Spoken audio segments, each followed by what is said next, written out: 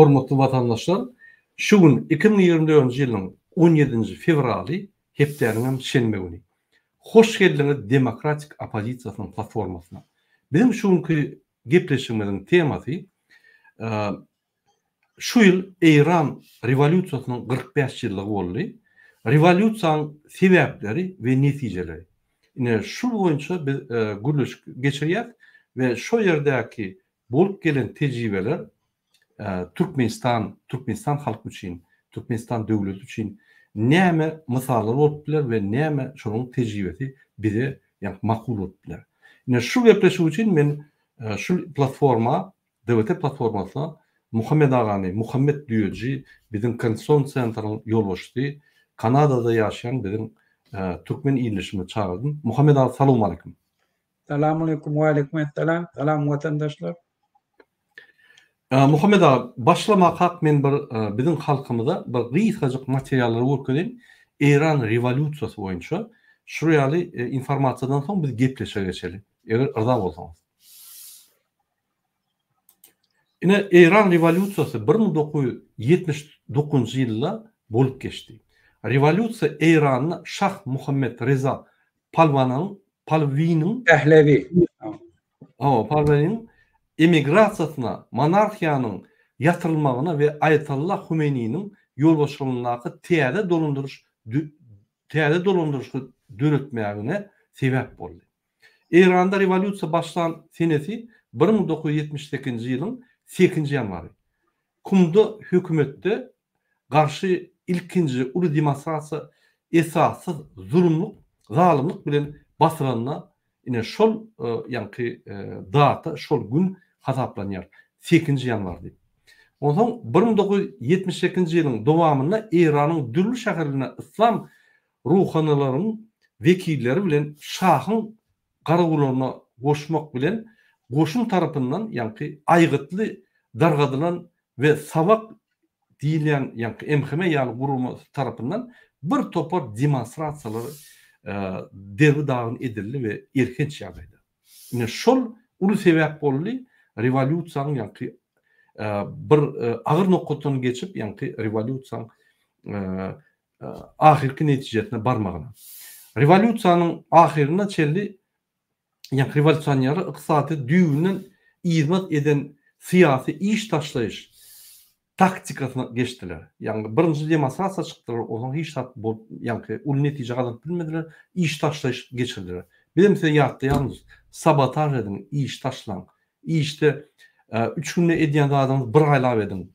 Şu ýaly ykdysadyety peseliniň ykdysadytyň aýlanşygyny peseliniň diýip size aýdýar. Inni elini häkimeti saklap bilmedik şah, häkimeti opozisiýalaryň arasyna premier ministra geçirdi we ýurtdan gaçdy. 79 ýylyň 1 fevralyna Ayatollah Humeyni Eýrana gaýdyp geldi we häkimeti öz eline aldy. Täze geçiş häkimeti bellendi. Mart aýyna täze syýasy sistema boýunça referendum geçirildi we 1979 ýylyň 1 apreline Eýran ilkinji İslam Respublikasy diýip yglan edildi. Eýrandaky İslam rewolýusiýasynyň 20-nji asyryň möhüm wakalarynyň birine öwürli we bütün dünýä üçin ägir uly taryhy ähmiýete eýe boldy. Uglevodorodlara baý Eýranyna güýçli İslam düzgününiň döredilmegi Sunni Saud Arabistanyň musulman dünýäsine resmi däl ýolbaşçylygynyň şüphe astyna aldy. Ine men gysgaçyk size informasiýa berdim. Inni bir hal videoda görkezdim. Onsoň Muhammed aga bilen şu rewolýusiýanyň sebäplerini we netijelerini serip geçelim. Bir minut.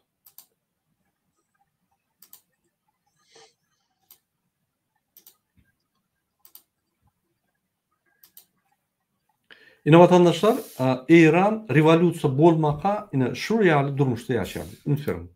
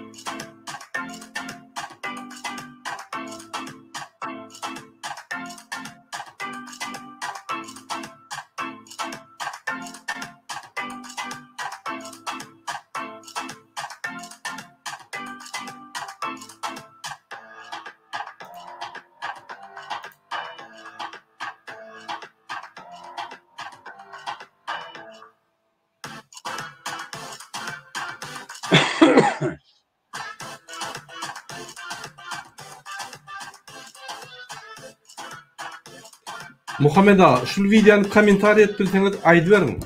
Şu maşinler öndürülüyor, İran'da öndürülüyor diye. Yo, inni koydum mu ne? Şu İran'ın durmuş hakiki şu devrdeki.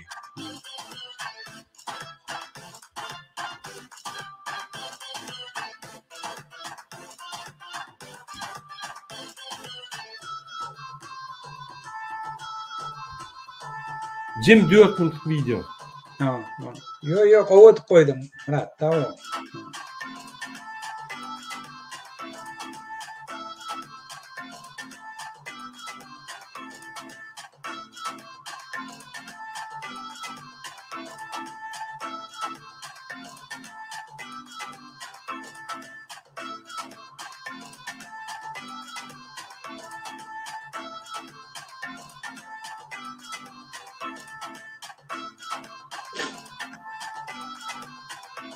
İran şu devirde şu regionda en güçlü devletin bir yerde. Hem armiye taraftan hem iktisadiyet taraftan. Çünkü İran'a şu devir şu regionun jandarm diyediler. De bir yurtun içinde komünistler da bir hareket çok oldu. İran'ın speslužbaları barıp şoları kömek etiyediler. Şon yani şu regionu güçlü şah. Yine şu şah nedir? Ayrıntıyor.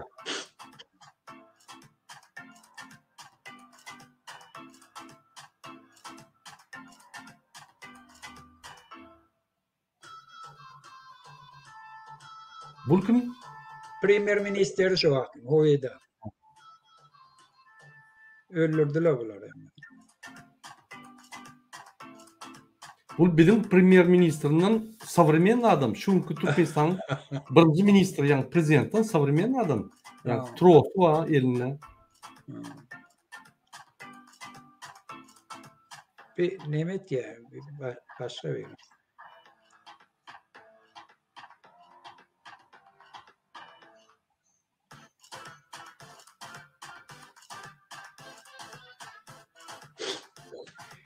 İtalyanski neme vardı şu Fiat.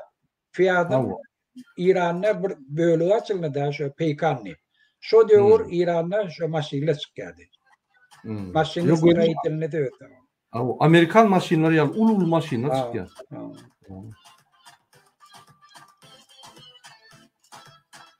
Türkmenistan'da çıkmıyordu. Merkezde Asya'da maşinler çıkmıyordu. Yok o diyordu o tarafta. Hatta Rusya'da çıkan maşinler şuraya hile değerli.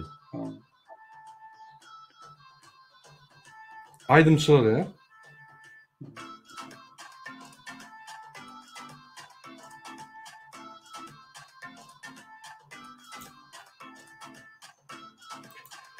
Muhammed ağa, yeni bir videonu koyayım, ruhsat berseniz olum kıysa. Yine revolütsiya barada, niye şu revolütsiya bolup geçti? Kıysaçık video fragmentler.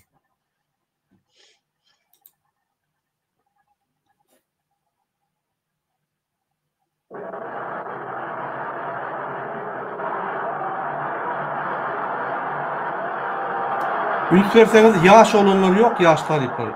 Yani Emmetin var, her aydardım var.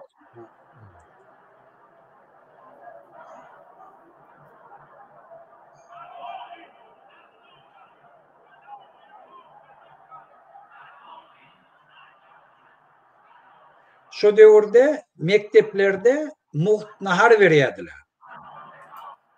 Galanski cheese yani neme peynir, apelsin, odan tort, günne süt upakovunu. Günne çağları mekteplerde veriyordular şu devirde.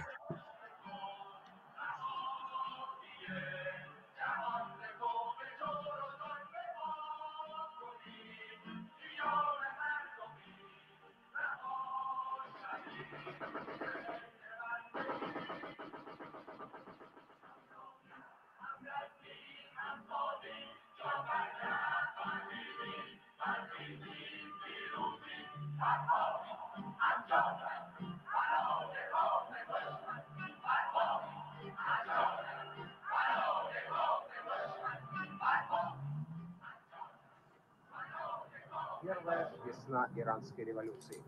Yine Muhammed ağa şunun bilen men küçük videolarymı oturyan, inni biz öz gepleşigimize geçeli. Siz şul revolüsiýanyň şaýaty. Dogry siz içindediňiz şo wagty. Ne tolka içindedim. Aktif katlaşan adam. Güzel. Hani gurulmaryň siz içinde bolanyňyzda siz liçna näme etdiňiz? Şonu bir gurulmaryň. Men mara öz şäherimizde Türkmensarada bolan. Hemme mitinglere men gatnaşdym öz şäherimizin içindäki. Men şu wagt İslam toşgözereniýetine, İslamsky rewolýusiýada şey diýip odan mescitlerden çıkmayadım. Zor kitap okuyadım. Odan esasen mitinglerde atlı mescitlerden başlayattı. Ya mekteplerden ya mescitlerden. Odan şu kuramaçılıklı işleri hemmeden bir etkiyadı. Şu aktif men gatnaşadım. Şehrin içinde de belli adamlar. Hemen bir 20 tane kuramaçılıklı iş alıp barayan. Doğru. Ine bir soru näçe iýminem gel musulmanlar ýanky din revolýusiýasy boldy. Näçe başgalar galdyrmady. Mysal üçin işçiler bar, işçiler partiýasy bar. Mysal üçin ýaşlar partiýasy bar, ýaşlar gurumlary bar. Näçe şolar galdyrmady? Gel dini adamlar, dindar adamlar olar näme bolsa adalatlyrak, awadanrak, ýa awadançylyk arzu eden adamlar ýa revolýusiýa galdyrdy. Ve de Murat yaman owsolo yankynda men şoňa hökmen barja. Ve de ýöne başyndan bir zat aýdadym belli. İranyň şahy Reza Şah Pehlevi özü ol hukumete gelen adamdy. Ol on kakasy Reza Khan niye? Reza Khan şah belleýärli onam şah Qajar döwrüne Qajarň iň soňky nemesi hukumet dolandyryp bilmeýär ondan yankı Reza Khan'ın ejeti Gruzin adamda İranlı imigrant bolup İran'da yaşap gören ondan bir okuya ondan bayenni uçilişe giriye o ön görkedenden soň ondan Qajar'ın nemeleri şonu qowurýarly da getirýärli iň soňunda da şonu özleri qowam diýär şo döwür meclisin parlamentin başlığı şonu İran'ın şahy etdiýär. Odan şahy edenden soň ol bir togur özünden qow işler emetýär görkedýär. Ol Abrasowy alanda ol Atatürk bilen duşýar. Birinji şo daşar ýurda gidip şah bolandan soň duşan Atatürk bilen. Atatürk bilen duşanyny Atatürk'ün ösüşini, şo ýurda östürüşini, şoň ideologiýasy da bilen tanyş bolup şondan ruhlanýar. Özüm Şwetsariýada wayenny uçilişede okan üçin sivilizasiýaly bilýän äýli. Şol üçin İranyň strukturasy, общественный strukturasy, dini köne neme bilen bolan üçin bara bir şonu ütgetjek bolýar. Ütgetjek bolubam İranyna demir ýoly urýar, köp zatlary etýär şuňana. Birinji demir ýoly getirip kän zatlary etýär.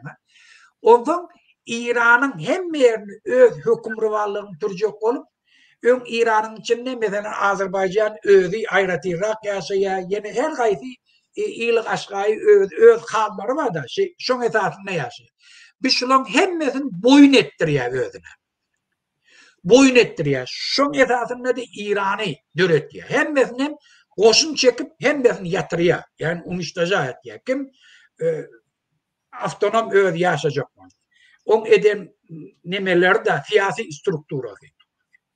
Ondan gelýär aýallary, şol neme Atatürk'ten alan nemesinden aýallary azat etmek üçin keşfi hicap diye neme ýa-ni perenjelerini aýyrmak üçin buyruk çykarýar hemmes diye nemelerini aýyrmaly, okumaly, ozan şol aýallary okudyp da edip başlaýar.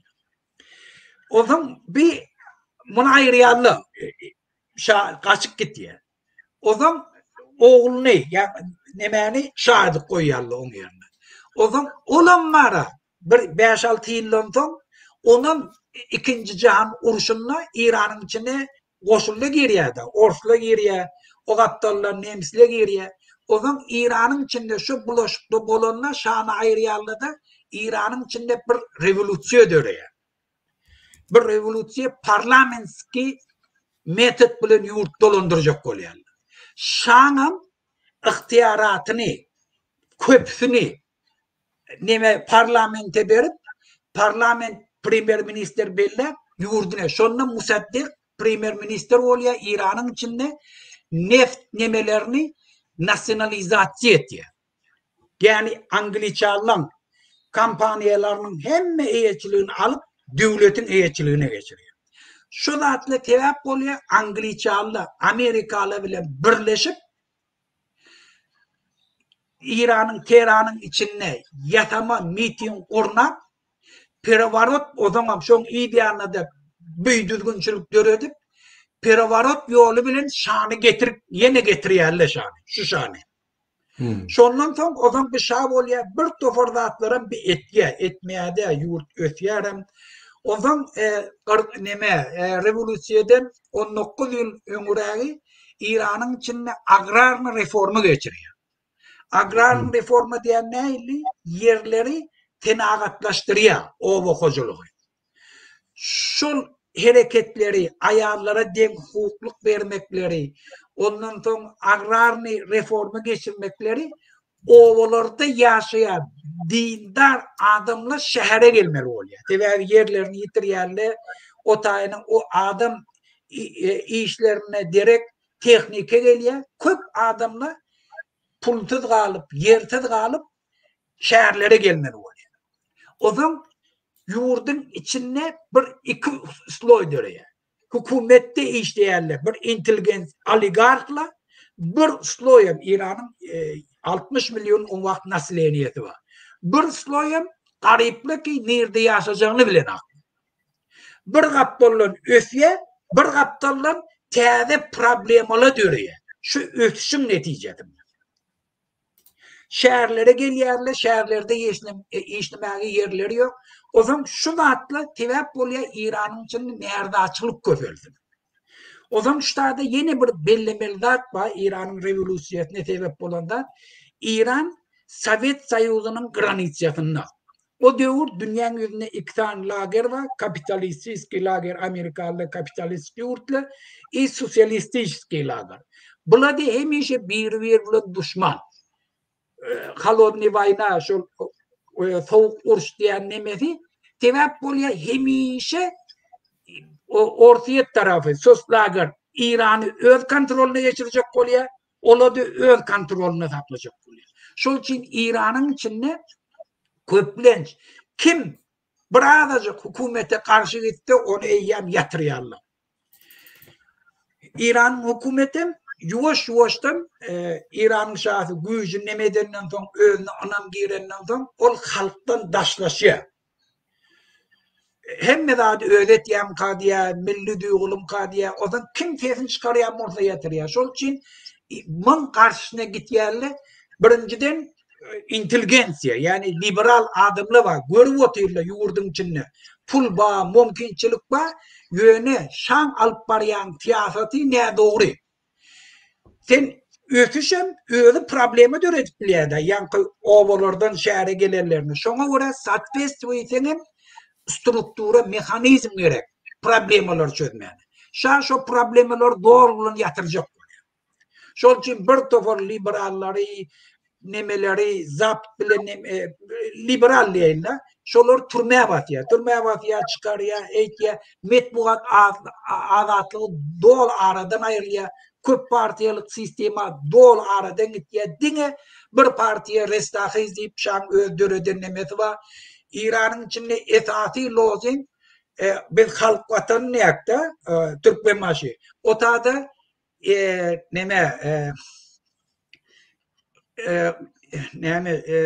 Huda Şah Meyhem. Huday Şah Meyhem vatan ne? Huda Şah vatan. Bu lozing niyazın alanı göğümden alana, çollardan alıyor şu primerlerden. Ne diyecek oluyor?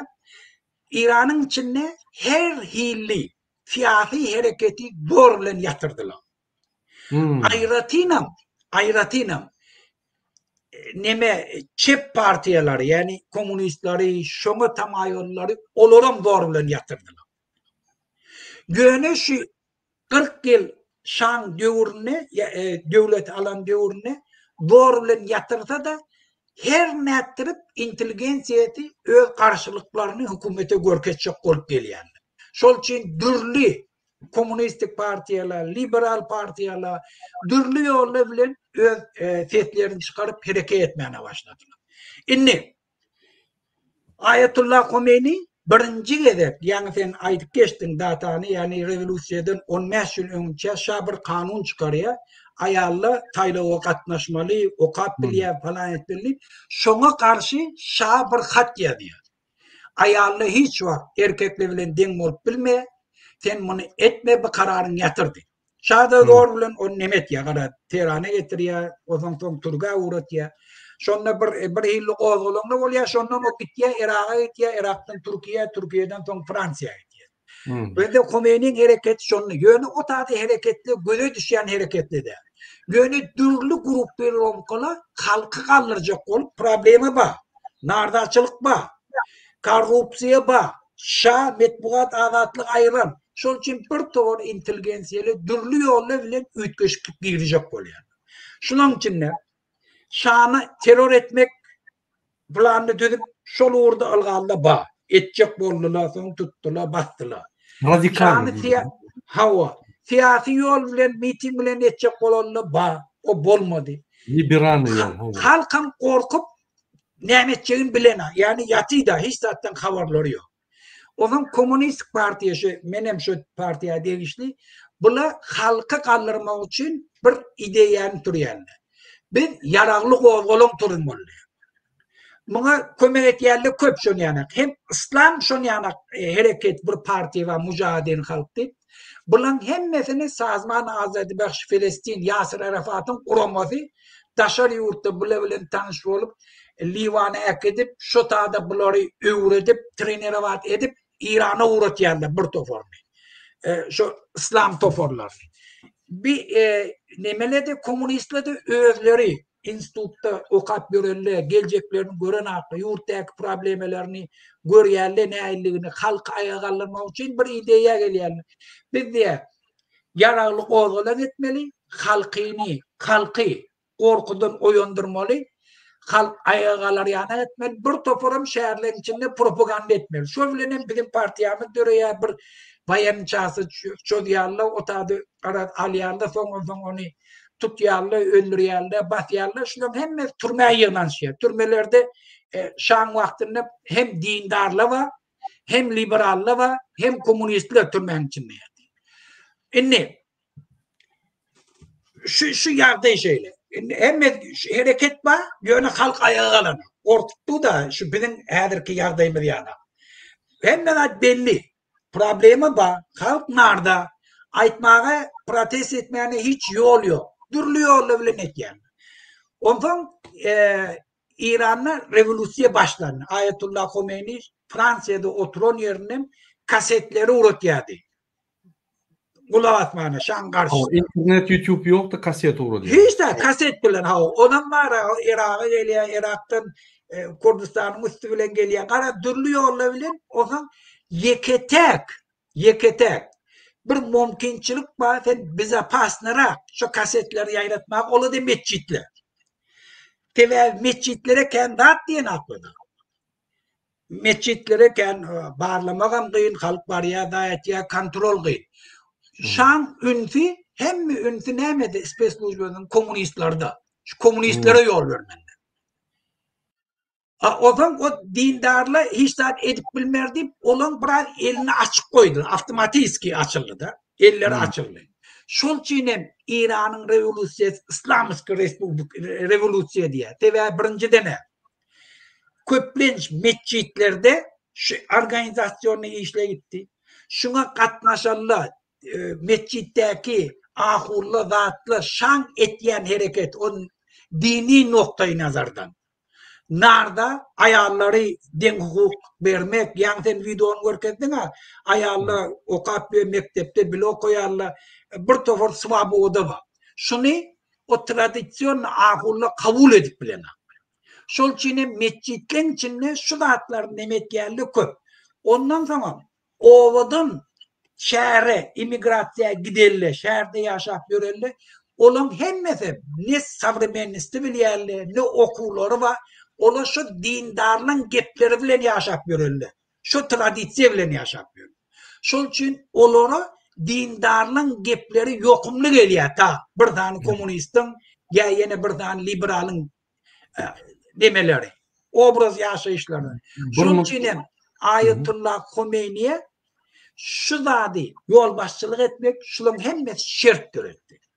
Bir mut, men sözüme göre bir cemlesek da ön partiyalar, yani cemiyet kurumları, yaş kurumları bardy, liberallar, demokratlar, komünistler şolardan gorkup, yani siyasi meydançada şolar barka, şolardan gorkup olar ýok edip, siyasi meydançasyny boşadyp, şu wagtda yani dine üns bermänsoň, gaty üns bermänsoň, şu dini jaýlarda, yani meçitlerde yürütürleştirilen kasetler ýaýradyp, propaganda edip, yani musulman yürüyüşini tayarlap, adamlar yani taýarlyk gördiler. Şeýle dämi?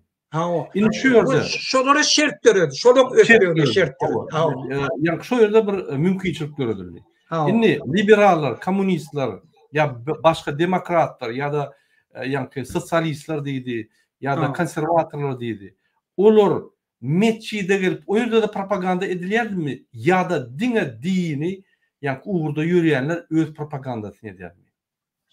Ola da olsam şolara koşulmaly boldular. Sebäbi ola görüşip türmede ýatanlar we ýoldaşlaryny boşatmaly şolara koşulsa bir güýç bolsa olar boşulmaly. Reza Şahdan dinip bilseler ola kaýyl şoňa. Sebäbi bir olara da şu mümkinçilik. Sebäbi partiýa bolmasa näme guramaçylygy işetjekdi. Şol için ola da şoňa koşulşdy. Awtomatiski koşul. Ýogsa olan güýjemma, awraýlar amma guramaç öz kiçi strukturalarym ba ýöne aktivni İranyň hem ýerine ýetip bilenler. Ýöne olara koşulşdy. Onu uly bir güýje bolýar. Şol için hem şolara koşulşdylar. Indi ştada bir we İranyň sawakynyň başlary sabeti bir çykyşynda diýe biz diýe 2 ýyl rewolýusiýadan öňce, 2 ýyl ýarmy öňce diýe türmede ýatan İranyň belli ahullary bar da türmede ýatanyň bir şan garşyna bir zat diýip türmeye düşerler. Komünistler we ozan ýanky liberallar we belli siýasatçylar. Şuların arasında şular bilen gepleşip geçirýär diýe. Siz diýe biz sizi göberelli ýöne komünistler de olara liberallar we dindarlara. Biz diýe siz çykarayly. Siz diýe näme bizim garşymyzda diýseňiz diýin diýe. Şan garşysynda da diýseňiz diýin. Ýöne diýe, bize näçe diýen bolsaňyz da şonça da diýe komünistden garşyna geplendi. Sebäbi şa dindarlardan gorkan. Olary özüni saklap bilerni pikir etýärler. Olary kontrolda saklap pikir etýärler. Komünistlerden gorkýar. Olan hemme aladysy komünistlerden. Şol için olara biraz ýok. Bir toparam şonda çykyp gaýtýar türmeden. Dindarlar ahully uly belli ahully nemeden çykyp gaýtýar. Dindarlar güýçlenýär. O zaman ola yine güýçlenýär. O yine güýç. Şoň ýöne ola şeýle anamly pikir etýärleki şany hiç ýykyp biljek güýç ýokdur diýip. Yani 2 ýyl rewolýusiýadan öňce İranyň speslużbiýasynyň analizi şany ýykyp biljek adam ýok. Sebäbi şeýle bir şa güýçli pulu ba, dünýäde awraýy ba, hiç kim oň garşyna isletdiýene. Regiony birinci gepleyen şol Saddam Hüseyin ýanyna gepler bilenär. Ýogsa granitsa dawasy bar, ýöne tesnem çykar bilenär. Sebäbi güýçli İran regiony. Şa şeýle bir anamly diýerdi. Yani 2 rewolýusiýadan öňce. O zaman halk hareket edip başlanandan gördü, öňüne geçip. O zaman şa näme çareler gördü. Indi burrunşumuz ne etdirip şu halkın hareketinin öňüne şulary manage etjek boldy. Şa afsan aýtdy, hawa men düşündim bir togar problemler bar, maňa dogry habarlary ýetirmeýänleken men parlamentin başlygyny premier minister aýryp amuzgar diýip birini getirdi. Olam gelip kritikawat etdi, türmede de ýatany. Kritikawat etdi jany bir togar datlary etjek boldy, ýöne halk ýene durmady. Dele Ayetullah Khomeini güýjalyp barýar. Bulan oýlaryna ananmady. Soňdan şa çaresiz ýene Bahtiýary getirmeli boldy. Bahtiýar bir awraýly siýasatçy. hem zabit kabul etiye, hem ön işlem, şon yani derecede işleyen adam, ön belli bir güçlü partiyan agdası, ön musaddek dövründe, hem de adı bilyen adam. Yöne şan türmesinde yatan bunu çıkardılar da getirdiler, geten primer bol. Sen yuvurdu kalas et, şanı kalas et. Bulam geldi, hemme halkın önüne söz verdi. Ve de men şanı önkü anak ona bu iş vermeye. Biz şu reformları etiyek. Köp partiyalık sistema bolya. Şunu yani köp zatları ruhsat verdi. Metbuat azatlığı bir de gaytam halkın güçlü hareket etmeye getirdi. Şah öldürük gördü. Hem bulmatta hem de yoldan geçti. Bolona. O zaman ahırda ne ettiler? Komünistler İran'a almariyana zapıt hemen bilelikte Khomeini'nin gelmeğine Şah'dan ruhsat aldı. Şah ayttılar. Sen git. Sen git sonra eğer düzelip bilek son getirer. Şeyttirmem Şah'ın çıkardılar yurttan. Ayetullah Khomeini'nin Fransa'dan gelmeğine şart ürettiler. Şeyttirmem Ayetullah Khomeini 10 milyonlarca adamın önünden çıkmağı bilen Fransa'dan Tehran'a geldi. Onu görsem var ya halk neymiş onu karşıladı da anlarsın. Şun yana hiç dünyada revolüsyon bolon yok. Yani halkın aktif katlaşmağında. Şeyttirip Khomeini'ni getirdiler. Khomeini'ye bir cevap. Şah gitmeliydi.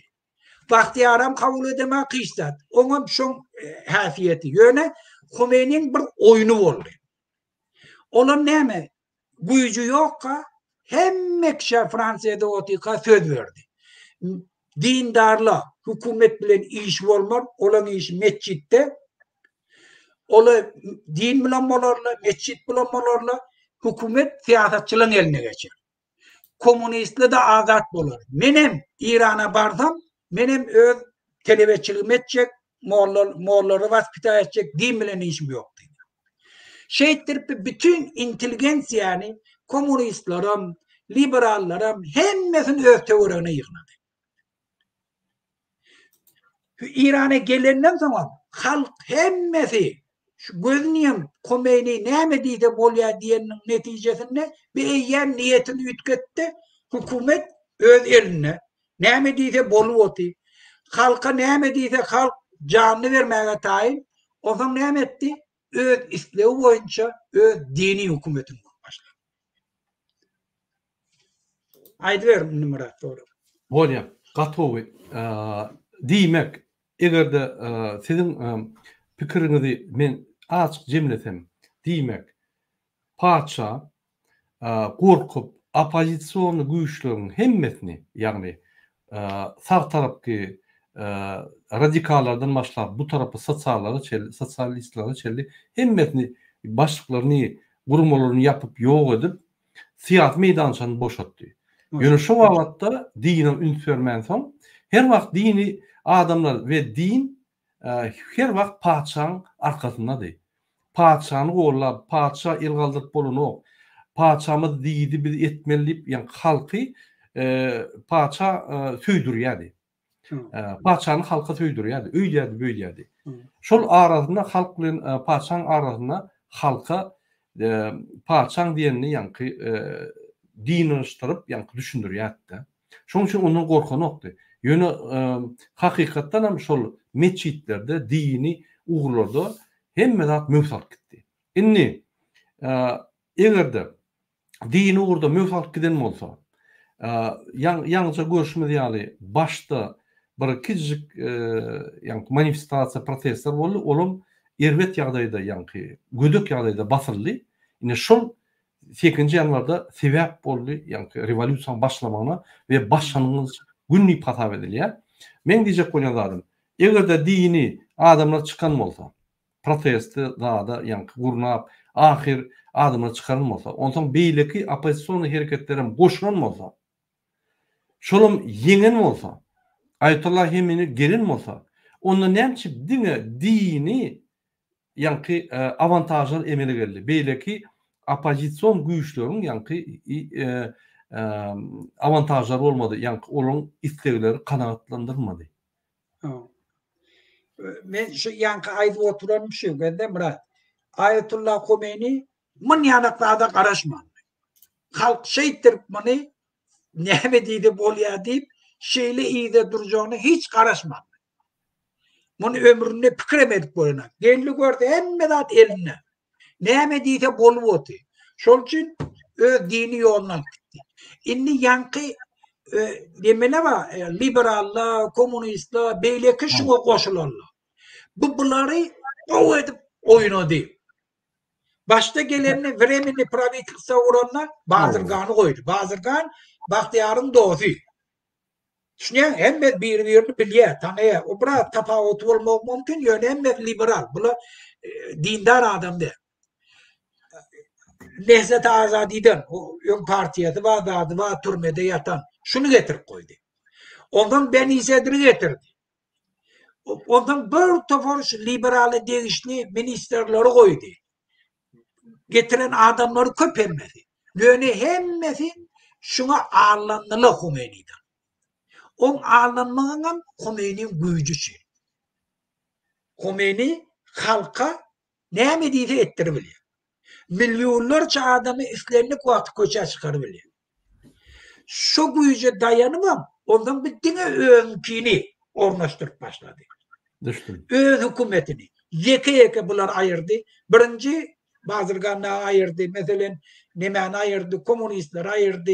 O Kurdistan'daki partiye bir Türkmenli ayağı bir ayırdı. Şeytirip hemmesinden dinini hemme vlasti getirdi ödeline.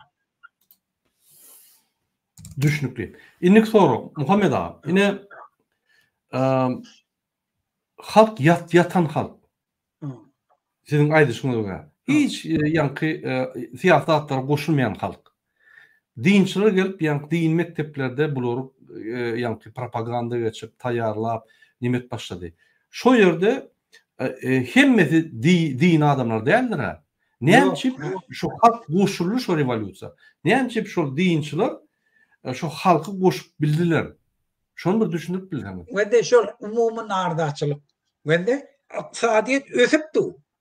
Öfya. Yani öfyeni bir tavır hükümetin içindeki çinovnik, oligark diyeyle ya çinovnik. Şu hükümete yanaşayan adamla yağdayı kovu kalan adamla öfür. Hiç ile perspektifim görene. Şunu atla. Ondan şunu aytmağa, şu arılarını aytmağa mekanizmum yok. Yurdum içinde. İnni problemi haçan güde çıktı çözülüyor da. Mümkünse çözmek niyeti bilenem çemeleştin şuna bilse. Yani yanmaka adamla ona hiç iyi haber getirene. Tebebi hemmez oğurluk eder. Neme agrar nemesi reforması ya revolüsiya diye aydılıyor. Mesela şunu bir tofor generallık atla yerler allılı öğrenir. Bir tofor yerden yerler alıp ben koyuyor. Türkmen zarada mesela öğ aralarına bölülü. Başka yerde de şeyler. Mesela zavod fabriklerde öğlerinki. Bir eşelon döredi. Yaman kovyasıya Aliga ortayanın içinde döredi aşın. Şunu yanık döredi. Yönü aşağı eşelon. Hemmeti ovadan kaçıp gelenle daha edenle bulan tanı koy. Öğlerim hiç ile abrazavaniyeti yok. Orta mektep ya aşağıda ya institutta da okuyanlı. Onu da görüyor. Gözü yeter akbardat edip bileceğine. Tebebi parakorçuluk, memelik ağırda eğen bir düzgüne uğurlar. Şana miştattan habor yok. İnne bağdır yoktur. Görüyor övvotuyla mınış Kudaya deneyerler da ayten aşın. Bizde deneşler yani. Yanekle bunu Kudaya denapara hem de kulağıyla vurulduk deyip riyansıttan daşlar. Halkın içinde de hiç yeni mekanizm yok arzularına aytma. Şol için adam hukuklar deklarasyasında adamlara partiyelerini döretmeye, özne değişli kuramalarını döretmeye, NGO'ları döretmeye falan etmeye, berin metbuat adlar ne için? Sebebi halka eğer şunu atlar ruhsat versen, halk meselesini aydıp köşeşip biliyor. Ya değişli kuramalı çözgüdünün uğruna geliyorlar. Halka mecbur değil. O Fransa'da oturan bir adamı ya Muhammed Diyece Kanada'da oturup kulak attı. Problem o yurdun içinde çözüp oturuyor. Ben aydanım neyime göre o. Sinem, bu şan yanlışı şol. Şu mümkünçiliği halka döretmedi. Doğru ölçü var. Yani şondan döredilen bir tofor probleme yüze çıkan problemler var. Şona değişli yurdun içinde mekanizm yok. O mekanizmin burada. Metbuat adatlıktan hemeşe eşit durmalı barda. Dine sana beriyan informasiyede neçe yerden informasiyayı bilmemeli reyamız. Halkta bir anam döremeli, men eğer şeyittim şunu kanunu yol bilen çözüp bilyendim. Saylovlar koymalı, men öz hakim bellesem, şu hakim bizim meselemizi çözüp bilyendim. O zaman ol dışarıdan kıyırıyarlara, aytiyarlara kulak asmıyor. O zaman gelip dinesi de baht getiriyor deyip aydı bilmiyor. O hem de çözülü oldu. Yöne aytmalı. Şuna mekanizm. Şu mekanizm döretme. Özü absolut bir diktatörü olur. Özünü Huday bilen demek. Şuna sebep bollu massa adamla koşarsın. Abluğa onu da için durup bilemem. Düşünüklü. Gurbağımı bizim yankı videolarımızda görüyen de şu bizim video yapışımızdan seyrediyen olsa akıl alın. Şu İran şahından öğren şu meseleleri. Öğretmen öğrenmeli. Şu gerek de açıyor. Muhammed Ağa, seyredin. Yine 7. yanvarda, 8. yanvarda birinci protest basıldı. Yılın sonu geçmekle revolüsiya oldu. Şoňa çelli yatan halk, yıllap yatan halk bir yılda näme ýylaldy? Bular näme söz tapdylar? Ýani dinçiler halk kaldırmak üçin. Yatıp onu hiç de gerek yok. Ýa-da goşulmayan halky näme kaldırlar? Men diýjek bolan adam. Şular dinçiler halkyň içine ýerip, ýygnaklar geçirip, näme edip ýanky sen häzir 10 adam aldyrýan, sen ýol boşça, sen beýdýän gurumaçylykly işler etdilermi ýa halk öz-özünden kalk gitdimi? Näde açylyp köpülüp bir saat sebäp bolup özünden kalk gitdimi? Näme boldy? Murat, welde men şu emişe aýtýana, şu ertide berdi gomma kaşıktır diýdiler anana diýen. Tebe bir to faktörler var. Bende birinci halkyň hereket etmeýände bir korku var. Bir korku diýende o bir granisa jok. Welde şu wagtda men korkup otyryn. Ay falan diýip kim aýşa diýen? Eýe men başgaça bir sekundyň içinde. Korkup barýan adam bir özüne gelip ikide ulağından dem alıp da var ha. Ay näme şu diýdi, psök oturdy. Bu opşystywa da şonu ýana. Bende şu halkyň içinden korkuny aýyrmak üçin ýani bizim partiýamyz döredi, bir baýany çasallar, etdiler, türmäge düşdiler, aýdallar wa falanlar wa ol Fransiýadan näme aýdy boty çykyş edip kasetler urady boty. Şu wagtlaryň hemmesi pasilka. Halkyň içinden belli bir adamlardan öňe çykan korkuny aýyrmak ýekede. Sen ýerinde ahullar da var, komünistler de var, falanlar da var. Şunu edip bilenden soň o zaman halkda şert bolsa, yani hökümetin oğurluk etýänini bilse, hökümet şulan meselesini çözjekkä bolýanyny göz ýetirse, hökümet şulan karşısına cinayet etýänini göz ýetirse, şunun bir kanunçylygyny göz ýetirse, halk şeýle tutaşyp gitýär. Şol üçin İran'da revolüsiya 6 ay içinde oldu. 6 ay içinde. 44 yıllap oturdu şoşa. Yöne 6 ay içinde. Hiç kim dünyada ananmayadı şu bolurdu. Yöne şu bir benzin koyulan yana kalkın üstüne.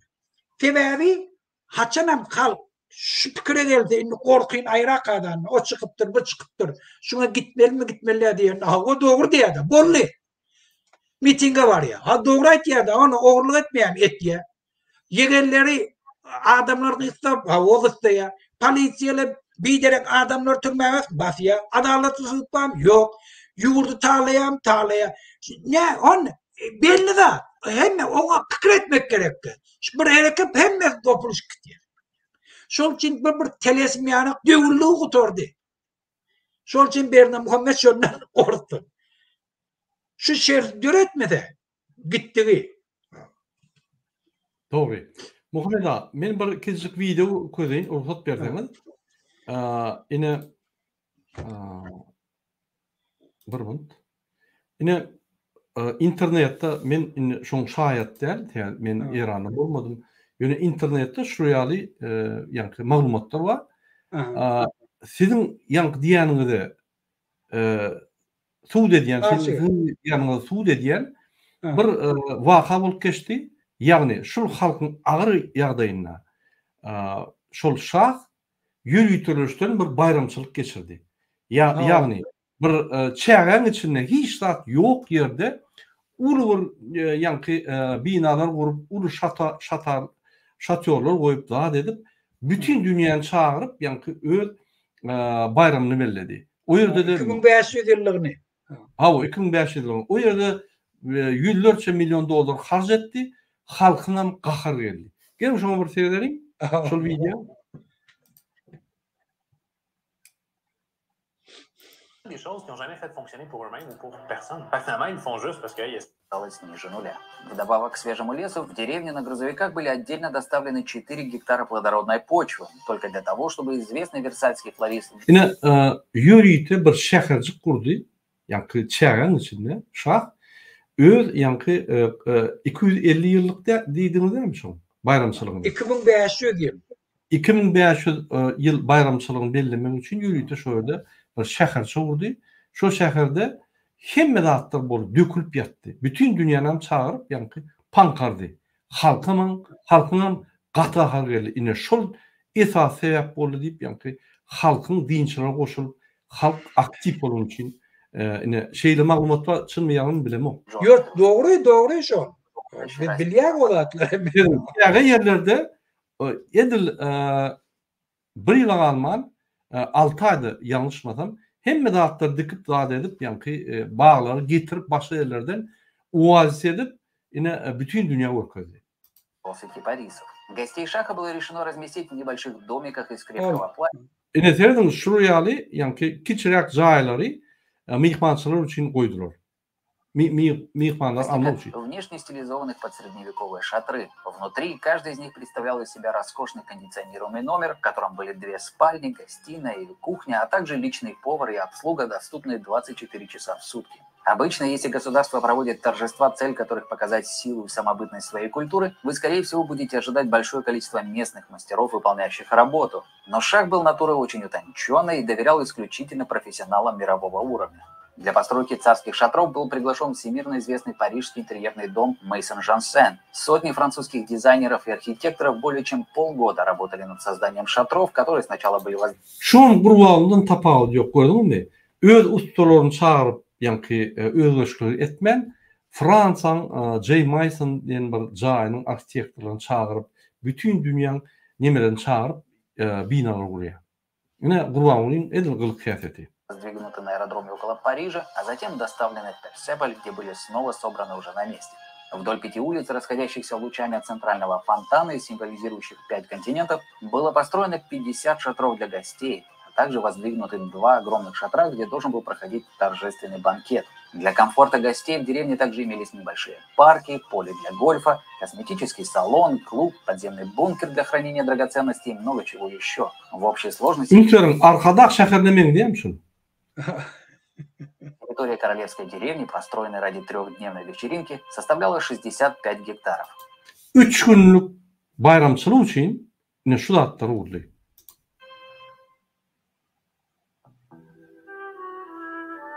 Чтобы накормить дорогих гостей для проведения банкета, шах пригласил считавшимся в то время лучшим в мире французский ресторан «Максим».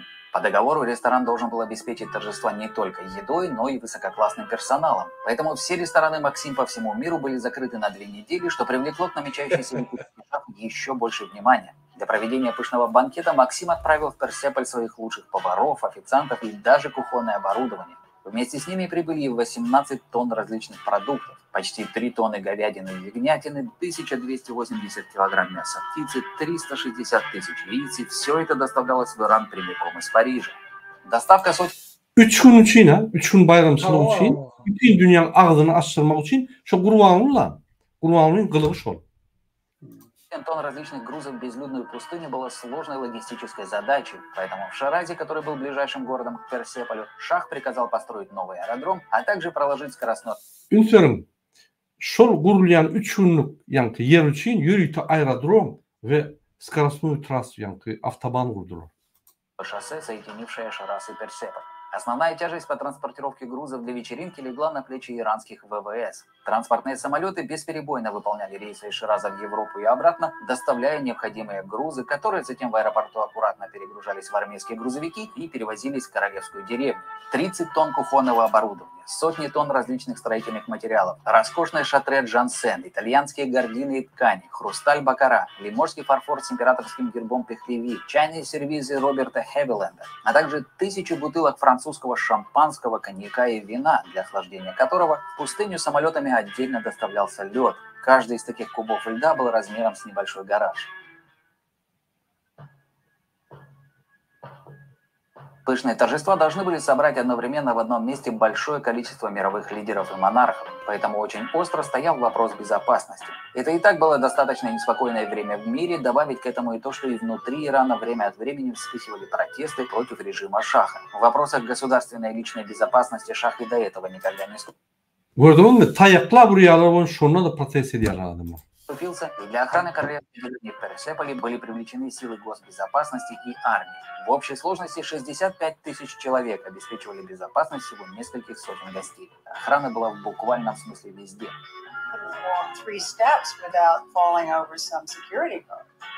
The King of Denmark was trying to get through to something and they threw him out, and only later did they find out that he was the King of Denmark. It was very tight, very tight. Но для шаха и этого, похоже, было мало. На время проведения торжеств шах приказал полностью закрыть границы Ирана.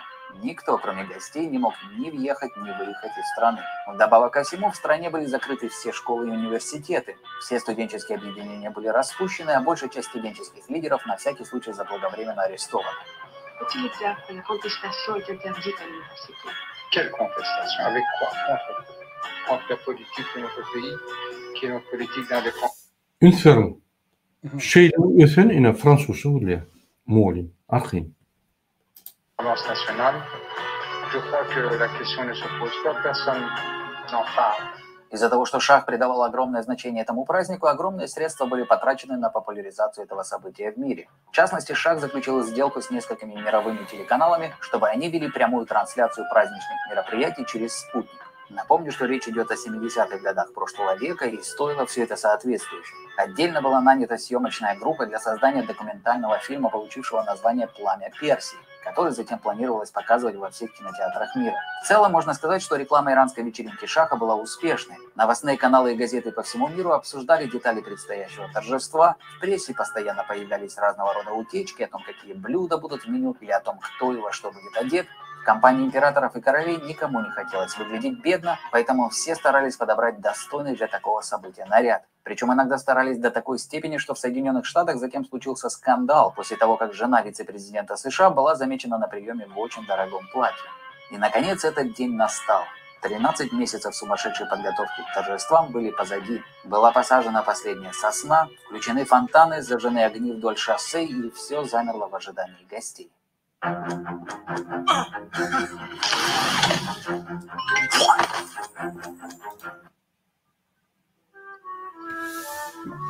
12 октября 1971 года в Персеполе и в аэропорту Шираза собралось большое количество журналистов, ожидавших прибытия высоких гостей. Стоит сказать, что у многих все еще были сомнения в том, прилетят ли приглашенные гости, в том, способен ли вообще Иран провести праздничные торжества на том уровне, который был заявлен. Но вскоре полосы коснулся первый самолет, и на аэродром начали прибывать новые и новые самолеты с главами иностранных государств на борту. С каждой минутой все задуманное шахом начало приобретать реальные черты. Самых важных гостей шах лично встречал в аэропорту в Ширазе, а для остальных были подготовлены 250 бронированных лимузинов Mercedes-Benz, которые доставили гостей из аэропорта в королевскую деревню в Персеполь. А там царила поистине небывалая атмосфера. Многие журналисты отмечали затем какую-то сюрреалистичность происходящего. You've never seen a tent like this before. It's not like your average camping tent. They were like little homes. I mean, they were gorgeous, and everything looked like it had come right out of a decorating magazine. You could pull up your chair and sit outside your tent. So some of the kings and queens were kind of sitting outside their tent, or some had the tents open, you know, the sort of Prince Philip waving at, you know, the King of Denmark, and somebody else waving, and then Grace Kelly and Prince Rainier, and everybody said, "Hi, how are you? Good to see you." They'd stop and chat. It was I've never seen anything like it. There's never been anything like it since. Несмотря на разгар холодной войны, на торжество в Иран прибыли представители как западных демократий, так и коммунистического блока. От СССР приехал глава Президиума Верховного Совета Николай Подгорный. Президент США Ричард Никсон планировал посетить прием, но затем отменил визит по рекомендации своей службы безопасности. Вместо него приехал вице-президент Агню Спиро. По приглашению Шаха также прибыли президенты Австрии, Болгарии, Швейцарии, Югославии, Румынии, Бразилии, Турции, Венгрии, Чехословакии, Индонезии, Пакистана, Индии. Присутствовали премьер-министры Франции, Италии, Южной Кореи, генерал-губернаторы Канады и Австралии и многие другие. Даже Папа Римский прислал своего специального представителя. Но главное внимание было, конечно же, к августейшим особам. Еще никогда в истории императоры и короли не собирались в одном месте и в таком количестве. Среди гостей был император Эфиопии, королевская чета Дании, Бельгии, Непала и Греции, а также король Иордании, Норвегии и Лесото, эмиры Бахрейна, Катара, Кувейта, Абу-Даби, принцы и принцессы Лихтенштейна, Люксембурга, Монако, Франции. Yok Kurbanul değil bu. Bütün dünya geldi mu? Yo, biz şolun hemmesinin bezapasnısını üpsün edip bile şeyle güç. Yani dünyada anam var yoksa canlanan piçin var bilmiyor orta. Швеции, Испании, Италии, Японии, Марокко. Ola bir çoban, ola hiç. Aklım yok bir sandık. Филиппа и принцессу Анну. Лидеры некоторых стран не приехали, так как вынуждены были отказаться от визита ввиду сильных протестов внутри своих стран, так как во многих государствах на Западе режим иранского шаха считался диктаторским. Мероприятия в Персеполе начались с торжественной церемонии у гробницы Кира Великого, где шах произнес речь, в которой отдал дань уважения великому персидскому правителю, а также отметил, что благодарный иранский народ свято чтит свои исторические корни и продолжает великое дело Кира. А уже вечером того же дня в огромном шатре в центре королевской деревни начался торжественный ужин. Каждого гостя при входе лично встречала императорская чета, шах Мохаммед Реза Пехлеви со своей супругой. Здесь даже возник небольшой конфуз. Гости прибывали неравномерно, и при входе образовался небольшой затор. По протоколу монарши особо имели приоритет, так как в отличие от, скажем, президентов, которые постоянно переизбирались на своем посту, короли и императоры были правителями бессменными, потому что власть им была дарована Богом и никем ниже. Поэтому в царский шатер образовалось две очереди. Одна из них состоявшая исключительно из императоров и королей, и вторая из простых, если так можно сказать, президентов и премьер-министров, что еще раз подчеркивало какую-то нереальность всего происходящего.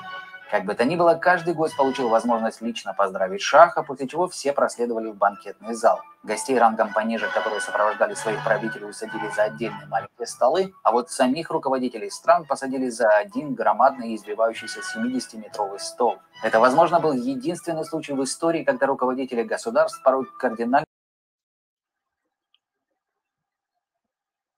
представители Запада и Востока, развитых и развивающихся стран, бывших колоний и метрополий, монархи и коммунисты, все равны, плечом к плечу, за одним столом, наслаждаясь изысканными напитками и едой. А наслаждаться действительно было чем. Меню представляло собой небольшую книгу на французском и персидских языках. Roja mousse de cœur d'éclivisse, sauce nantois, sel d'agneau, des grands plateaux, faciles et rôtis dans son jus. De l'agneau français. Pao à l'impérial paré et entouré de saour. Alors le pan, bien sûr, mais c'était que le décor, le pan. On a désossé, farci des petites cailles avec du foie gras, avec des truffes. Donc on a présenté des cailles avec au milieu le pan pour la beauté du plat. Несмотря на то, что Иран был исламским религиозным государством, вечеринка была щедро залита дорогим алкоголем. 1000 бутылок бордо, 1000 бутылок бургундского, французский коньяк 1860 года, 2500 бутылок шампанского. C'était les meilleurs crus de France, les meilleures années et les meilleurs vins. Château de Brionne, Château Latour, Château Lafite. На протяжении 6 часов высокие гости ели и поднимали тосты в честь Персидской империи, современного Ирана и его правителя. Согласно книге рекордов Гиннесса, вечеринка иранского шаха стала самым расточительным и дорогим банкетом в современной истории. Первый из 3 дней вечеринки закрывало масштабное огненное шоу из фейерверков, которым гости наслаждались, сидя на трибунах под открытым небом. На грандиозном пиршестве были все и все. Если чего и не хватало на этом великолепном празднике Ирана, то это самих иранцев. Шах не пригласил на банкет никого, даже иранских министров. На торжествах большое количество иранцев, которые непосредственно участвовали в организации этого праздника.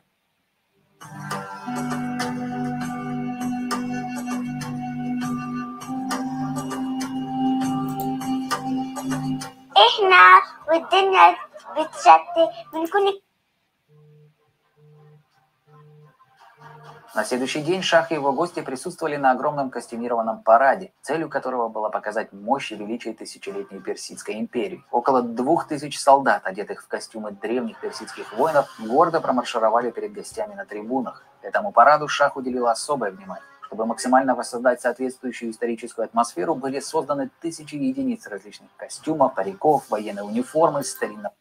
Umuman, ine şu videonu YouTube'da görülersiniz, ine şuraya 3 gün için 10 ay tayarlık edip şah halkın ağır yağdığı vakti, halkın iqtisadi, sosyal yağdığı, hal maddi yağdığı pis vakti milyonça, bir neçe 100 milyon doları 3 gün için soğup öz bayramını verildi. Yani şunu halkın qahar gelip şulum yankı ulu bir itirik oldu.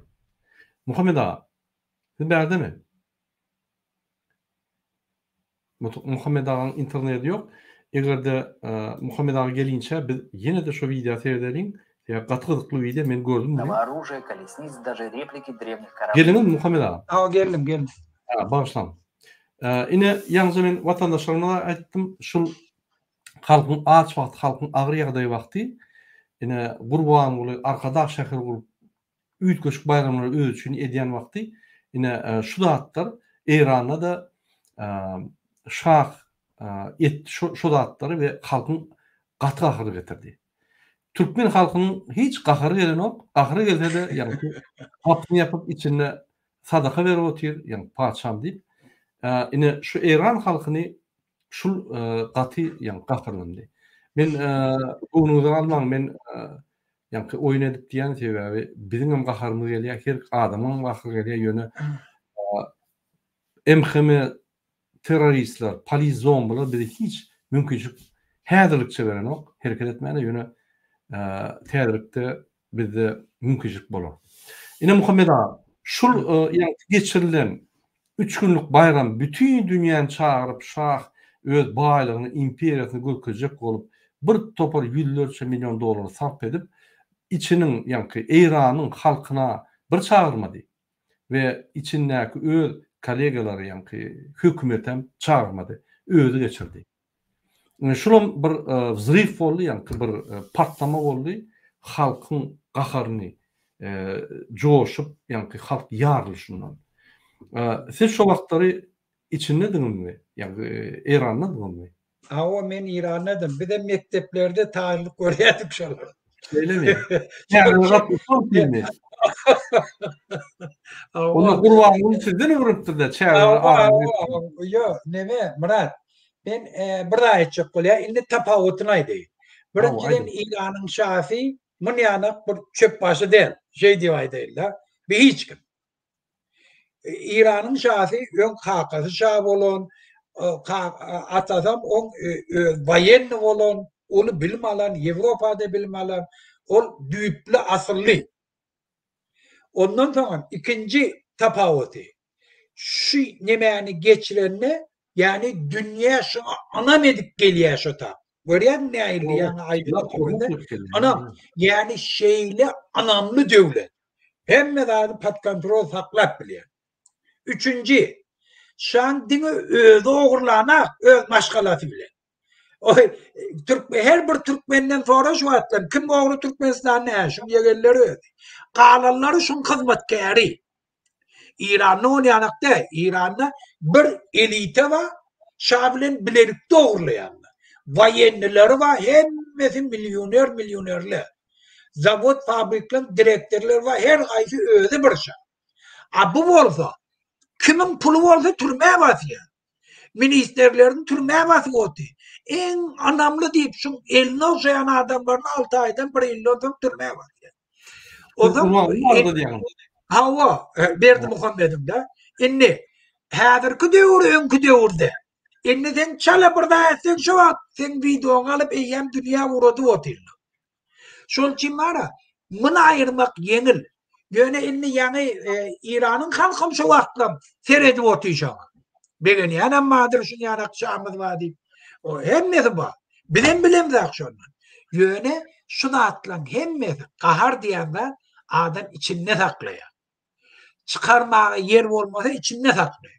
Soňa yirgenç bilen çykdy. Şol üçin hem İran'ın içinde Şam karşısında yirgenç bilen köşe çıktılar. Hemme da tayin bolup çıktılar. Şol üçin hem olan saldatlarından hem korkmadılar. Öldürse de eve gittiler. Hiç zaten çekinmediler. Şu diyorum, şu atla Berdi Muhammed'in karşısına bilen aktivistimiz çıkış etkiyor, biz çıkışıyor. O diyordu İran'da da şun yanak derecede var, şun yanak derecede. Böyle halkın sabrı bir gün doluyor. Bilen var, hemme şerten var, bizimki çalt da olmağı. Şu korkuyun ayrı bildi, ondan bıdatı hiçbir çalaca birden tevap oluyor halkın ayağı almağı. Bunun hiçli aslında vadiyesi yok özünü apravdat etmek için. Bunun ne asılı var, ne zatı var, ne ön bay maşgaladan, ne kanunu yol bilen gelen oğurluk et yani belli. Bir cahit alıyor, şehir oraya ne için? Oğurluk etmek için, onu bilmeyen yok. Şah onu sonunun oğurluk etmek için şu tane uğrana. Şah özünün avrayını kaldırmak için, lezzet almak için ediyor. Peydasını görüyorlar başka. Bu olsa oğurluk etmek için şu tağdan alayan pullarını özünü saklatmak için dışarı yurtlara veriyor. Putin eltip veriyor. Erdoğan eltip veriyor. Yine Avrupa diplomatlarını veriyor. Bana da at diyemem diye. Ortayadan Mir telekanalını veriyor. Bizi reklamını ödetti. Bir öz halkına hiç de dedin. Şahitti.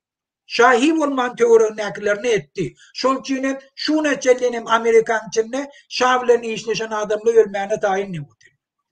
Şan premier ministerini atmalı olanına da dönmedi. General dön, Cavit Çadi öldü. Atuva kilerlerine Cavit Çadi öldü. Aşına arkadan deyip öleceği adam var mı? Şol için bir hiç kim. Men şu zatları gören için doğal halka itiyen. Hiç kim şu. Dine bize pesgil veriyenden biz şu kabır kâdemiz doğalmağına arası otuyor. Şu korkuyla ayırmalı.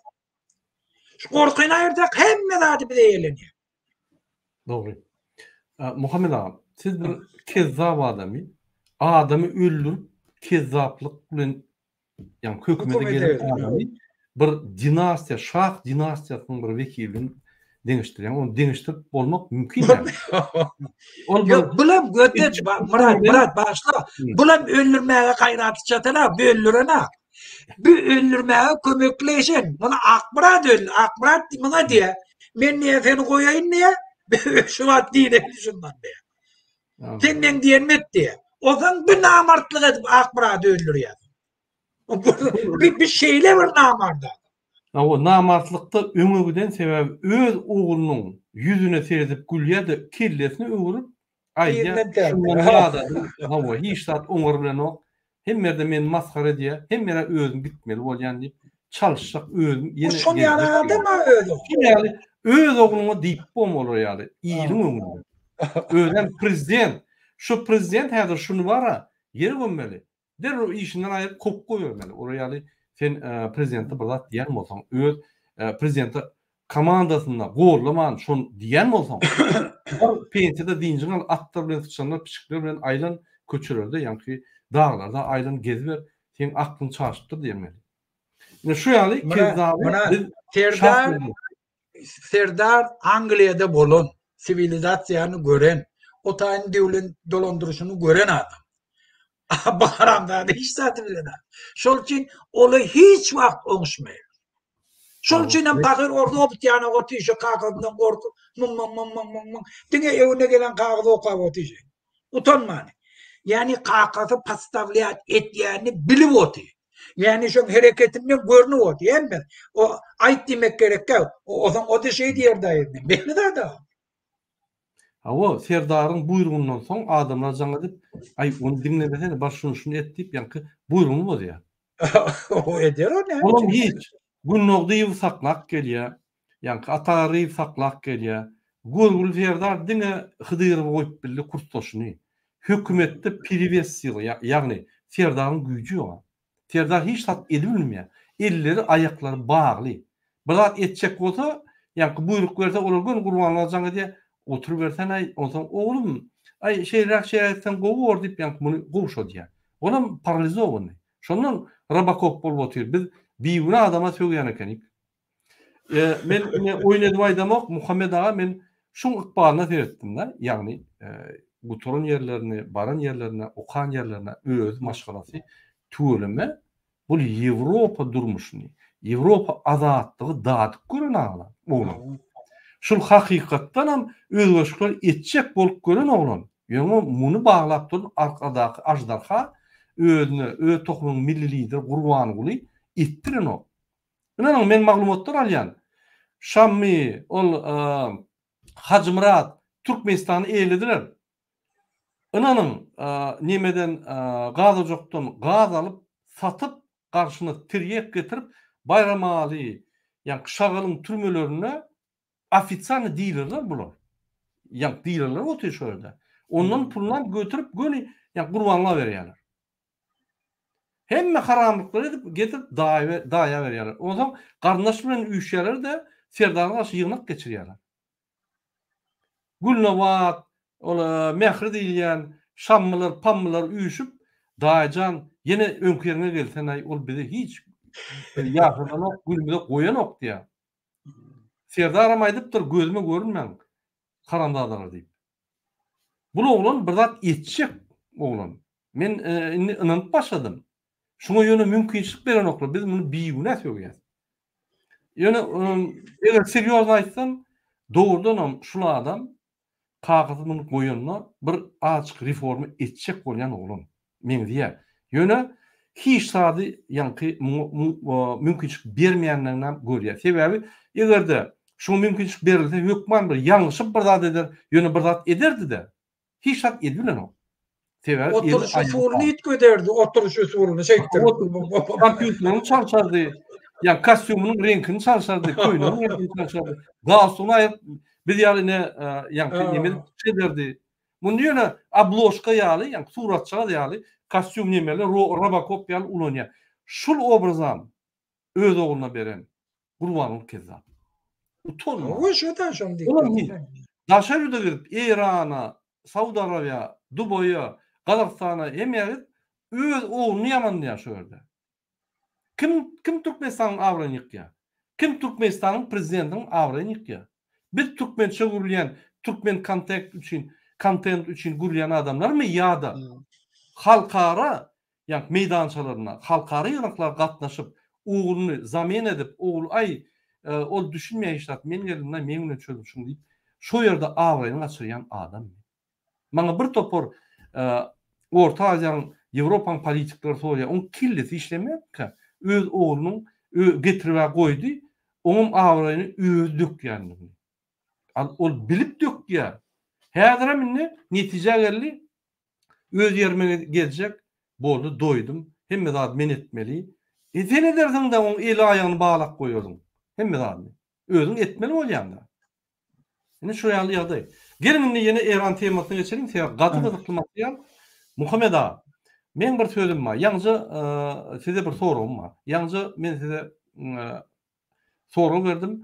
44 ýyl ýatan halky dinçilermi, ýa kommunistlermi, ýa sosialistlermi belirsi ýok kim ýa-da birleşip ýarym ýylda galdyrdylar. Oň üstüne de ýa Gurbanly büdjetiň puluny ogurlap, halkyň puluny ogurlap, öz arkadaş şäherini guruşýaly şah 3 günlük şäher urup şo ýerde şu dünýäde bir süýji zat, owdan zat, gymmat zat bolsa getirip halkam agyr ýagdaýda kal, şo zatlar geçiren soň halkyň ýanky gahyry gelip gally. Ine Gurbanly näçe etse de halkyň gahyryga gelenok ýöne. Ine diňe şol şaýat sebäp bolmaly ýanky geçirilen bir 3 günlük bayramçylyk. Näýle 6 aýda şol halky galdyk bildiler. Näme etdiler? Yo, 6 ay dediğim o yanlıştır. O onu yanakta ya dige şu sebep boyunca şeyle olduğundan olamaymış. Bir yığınmaya da emedi. Aytiyana halkın kaharı birden doğuluyor. Ona hiç daha edip olmuyor. Yöne şuna piret pasilkalı köp. Şu korkusunu ayırmak, göz yetirmeklik, ne hiç daha edip olanak, neyme ettiğin bolanak, o zaman bir tavır adamları görüyen, dünyanın ötüşünü görüyen, beylekleri görüyen, hemen adamla deneştirip görüyen. O zaman birinci zat görse ki şundan bileceğini o zaman koşuluşuyorlar. Şol için ben aytayım. Halka, öz halkımıza, aktivistimize aytayım. Giyici günü hareket edin. Halk bilsin yeke değerliğini. Halk bilsin hemme bedbahtçılığı dene bir maşalan yurdu talap oturundan okuyupsuz, hiç daha bilmeyen nadan adamla bir halkın baylığına eye çıkıp şuları kötü oturdu. Sen ministerem olsan, sen muğullamam olsan, sen polisiyan işgârim olsan, sen generalam olsan, prokuroram olsan, sudyada olsan, biznesmenem olsan, dayhanam olsan, daşarı yurda gidip iniştade işlep öz maşgalam taklayacak diyenem, şula sana petel veriyor. Şula sen durmuşun bozuyor. Şol çinem, şundan deyinsen sen yolun açılıyor. O zaman sen özüne bağlı.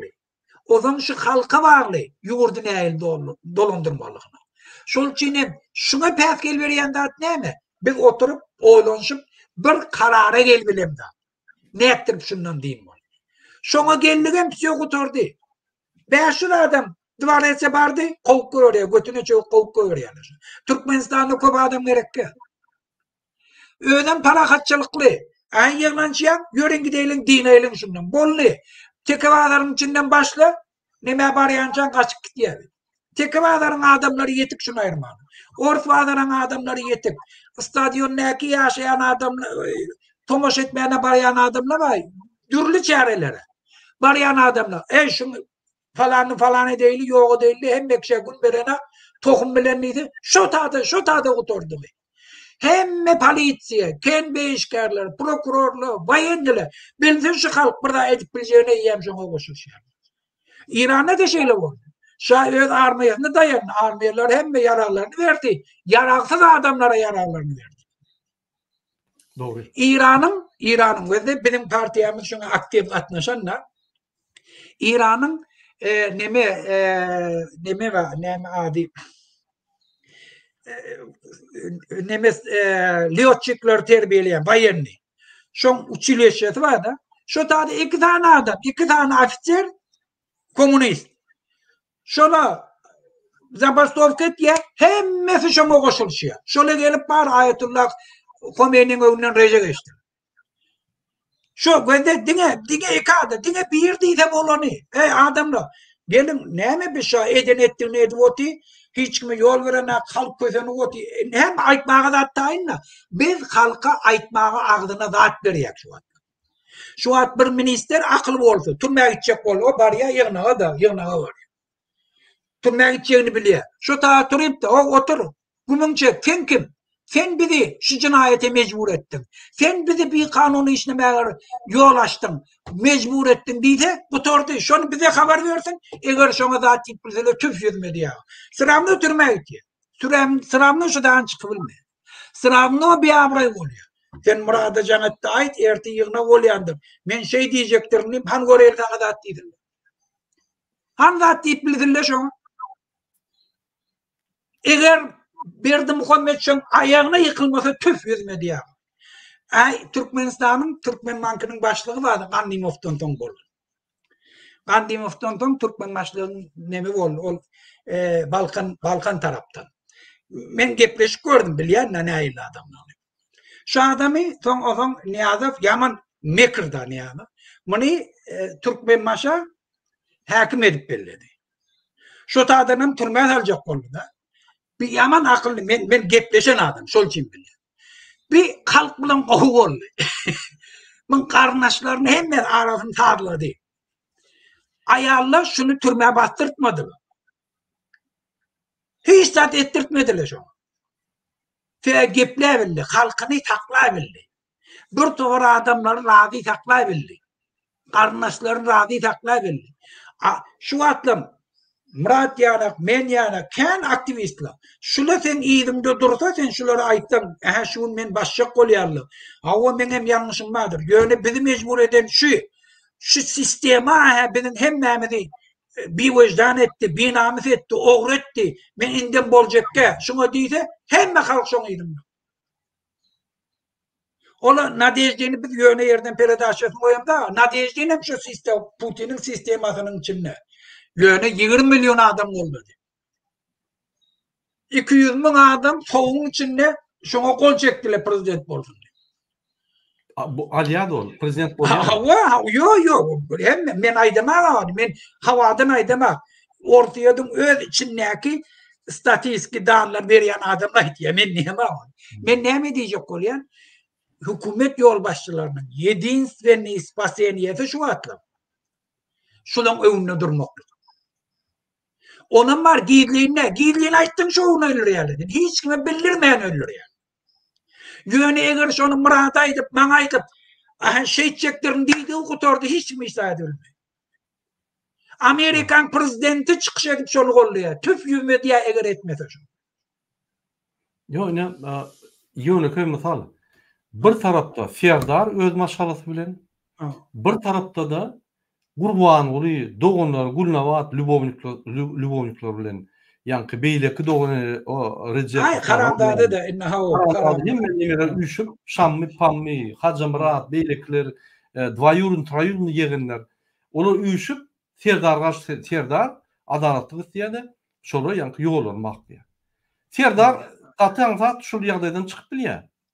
Göne. Egerde kanun yolda gitmeseniz men opozisiýany ýetirýän sizin hemmeňizi ýatyrýar diýse, bolly bolýar. Yo Serdar wara gaýtam şeýse garnaşlaryny halas etýär. Halas etýär o. Halas etýär. Men aýdym men o çykyşymda aýtmam Nadejdi'nin 7 benni varyan Putin özüni halas etmek üçin dedi.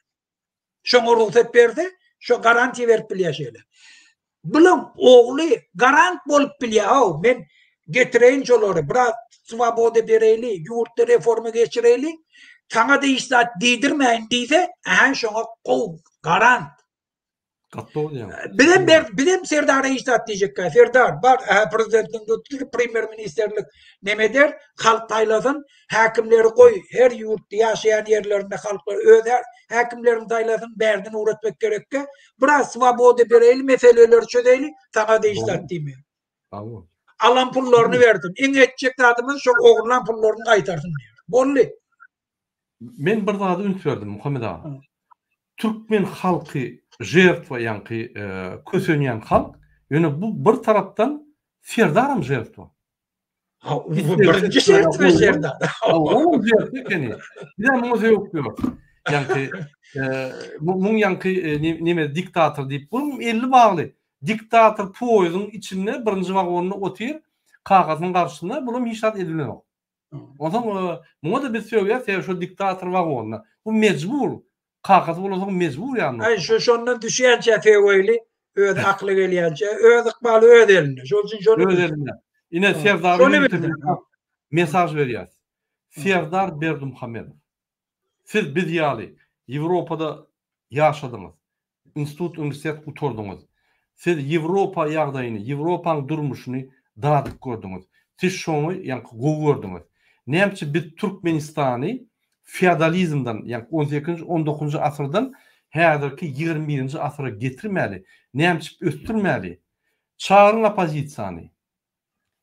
Edin birimizden birinji ministri. Biz sizi halkam söýdüreli. Halkam eline götürer sizi. Gurbanguly Berdimuhammedowlar gitsin Dubaýa gidýär, nire gidýär, ýok bolup gitsin. Biz halka azatlyk bereli. Siz ýeketäk Türkmenistan taryhyna prezident bolarsyňyz. Türkmenistany gan döküşsiz revolýusiýon ösüşe getiren adam bolarsyňyz. Ine tapagy diýip. Bir de gan biz bu zatlary nimetmeliler. Şu zatlary egerde siz üns bermeseniz, men size ine spesialist ýaly aýdýan. Men bizapas boýunça 17 ýyldan beri Fransada işleýän. Amerika'da ettik, onlarda ettik, beyazda ettik. Gün aydan şäher Türkmenistan Grardan uruşuna var ya. Yawaga sizi mindirerler. Inanın. Ödem Türkmen halkı yarışar. Kim birinci sizi çağlarınızı gurbanlığı yawaga mindirer dip yarışarlar. O wan içindäki şu görýän adamyňyz barıp ýanky sizi gözlerler. Giýje ýylalar ýygyňyzdan. Çağlarını, tohumlarını şu Berdimuhamedov at bolsa ılalar. Sebäbi gurbanlyk kezzap, baştan kalkanlar kezzap diýsem 17 ýylda mu öldüren adamlar niýe ham öldürmek? Şuň üçin, şuň ýanky biheppe, gödök, ahyrpyny şermenine, deyus, halka eden ziyanını, koronavirusda ayda 150.000 adam öldürdü. Hiç tat etmän.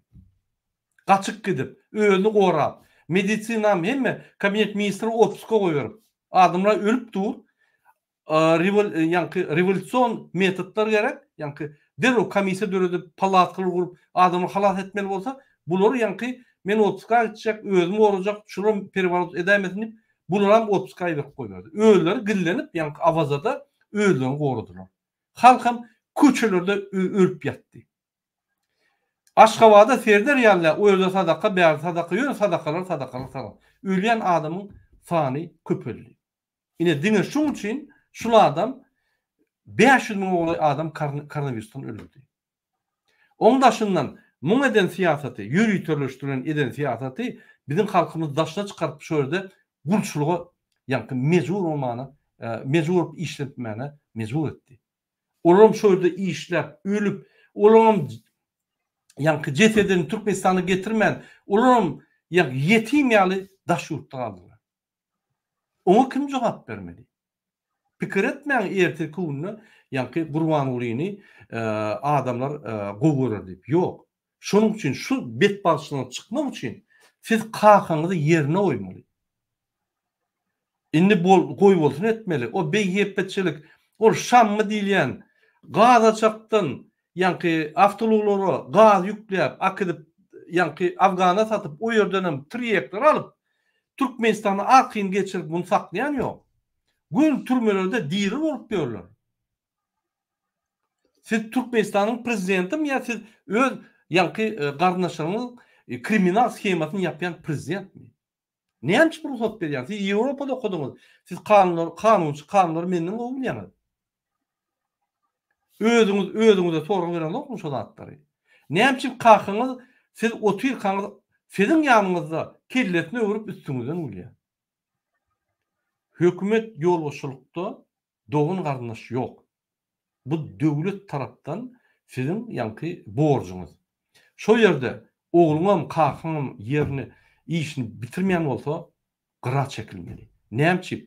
Şoň eden ziýany diňe özüne del, diňe size del. Bütün adam işte o. Adam işte. Awa. Şoň üçin ine şu mesaj size gitdi, özüňiz seredin, bir de size ideýalar berýär. Bir durnukla pozisiýa. Ýani şu gün pul ogurlap ýa ertir başga bir ideýalarymyz çalşýan pozisiýa. Biz şol ugurda öz ideýalarymyzy hiç pulu da satmayan, öz ideýalarymyzy öňalk gidip halka da ýaradýan opozisiýa. Türkmenistanyň ýagdaýyny düşünýär. Ýöne biz her adamyň, her bir jany bizim üçin Türkmenistanyň hemme baýlygyndan ýokary, gansyz, gylalaşykly çalışmalar edesimiz gelýär. Adam gymmatlykları birinji orunda bolmaly Türkmenistanda. Ýewropada ýaly. Siz bilýäňiz ony. Türkmenistanda hak ýok, adalatlyk ýok. Gödöklükde, biheppetçilikde, ýa kriminalla iň öňe giden maşgala Berdimuhamedowlar. Siz hukuk gorýan gurumlary iň kriminal, korrupsiýon gurumy etdiňiz. Dünýäde ýok bu ýal gurumy. Şoňa ýetirip, şuraya gurulan döwletiň prezident bolmak, siz ýaly Ýewropada okan adama maskara başlar. Kakyňyza öňrenşen ola diňe şonu isleýär. Başga zat görmedik. Bütün ömrüni kriminal edip, korrupsiýa edip, kezapçylyk, gizlenip, hökümetiň ýanky wezipetiniň arkasynda gizlenip ýatan adam. Siz beýle däl. Şoň üçin şu zatlary nemedin? Opozisiýaň egerde ýüzlenseňiz, opozisiya gollar yöne bir şert bilen biz halka azatlyk bermeli, biz demokratiyany goýmaly. Ýuwaş-ýuwaşdan eger der goýup bilmesek, planlaşdyryp plan boýunça gitmeli. Eger şul opozisiýanyň ýoluny siz ýa-ni gitjek bolsaňyz, biz her wagtam taýýar siz bilen ýa-ni döwleti öňe gitmäge. Mene gönaýan. Siz intek elinizi garagana bulamadyňyz, kakyňyz ýaly. Intek şansyňyz bar. Siz häzir iň esasy rollu. Häzir Türkmenistan prezidenti halk maslahatynyň ýoluşundan hem ýokary istenik wagt aýryp bilýär. Onun üçin MHM sizinki bolmaly, kakyňyz däl. Onun üçin prokuratura sizinki bolmaly, kakyňyz däl. Onun üçin suwdyň ýokarky ýa-ni başlygy sizinki bolmaly. Sizin goýan adamyz bolmaly, kakyňyz däl. Onun üçin Adalet ministriniň ýoluşy sizin adamyz bolmaly, kakyňyz däl. Onun üçin meclisiň başlygy sizin adamyz bolmaly. Kakyň goýan adam bolmaly. Mine bar ona sizinki bolmaly. Ine şol ýa-ni çalşanyňyzda kakyňyza bir zat diýseňiz, gulu asar. Bolmasa kakyň elinäki kezzap oýunjak bolarsyňyz.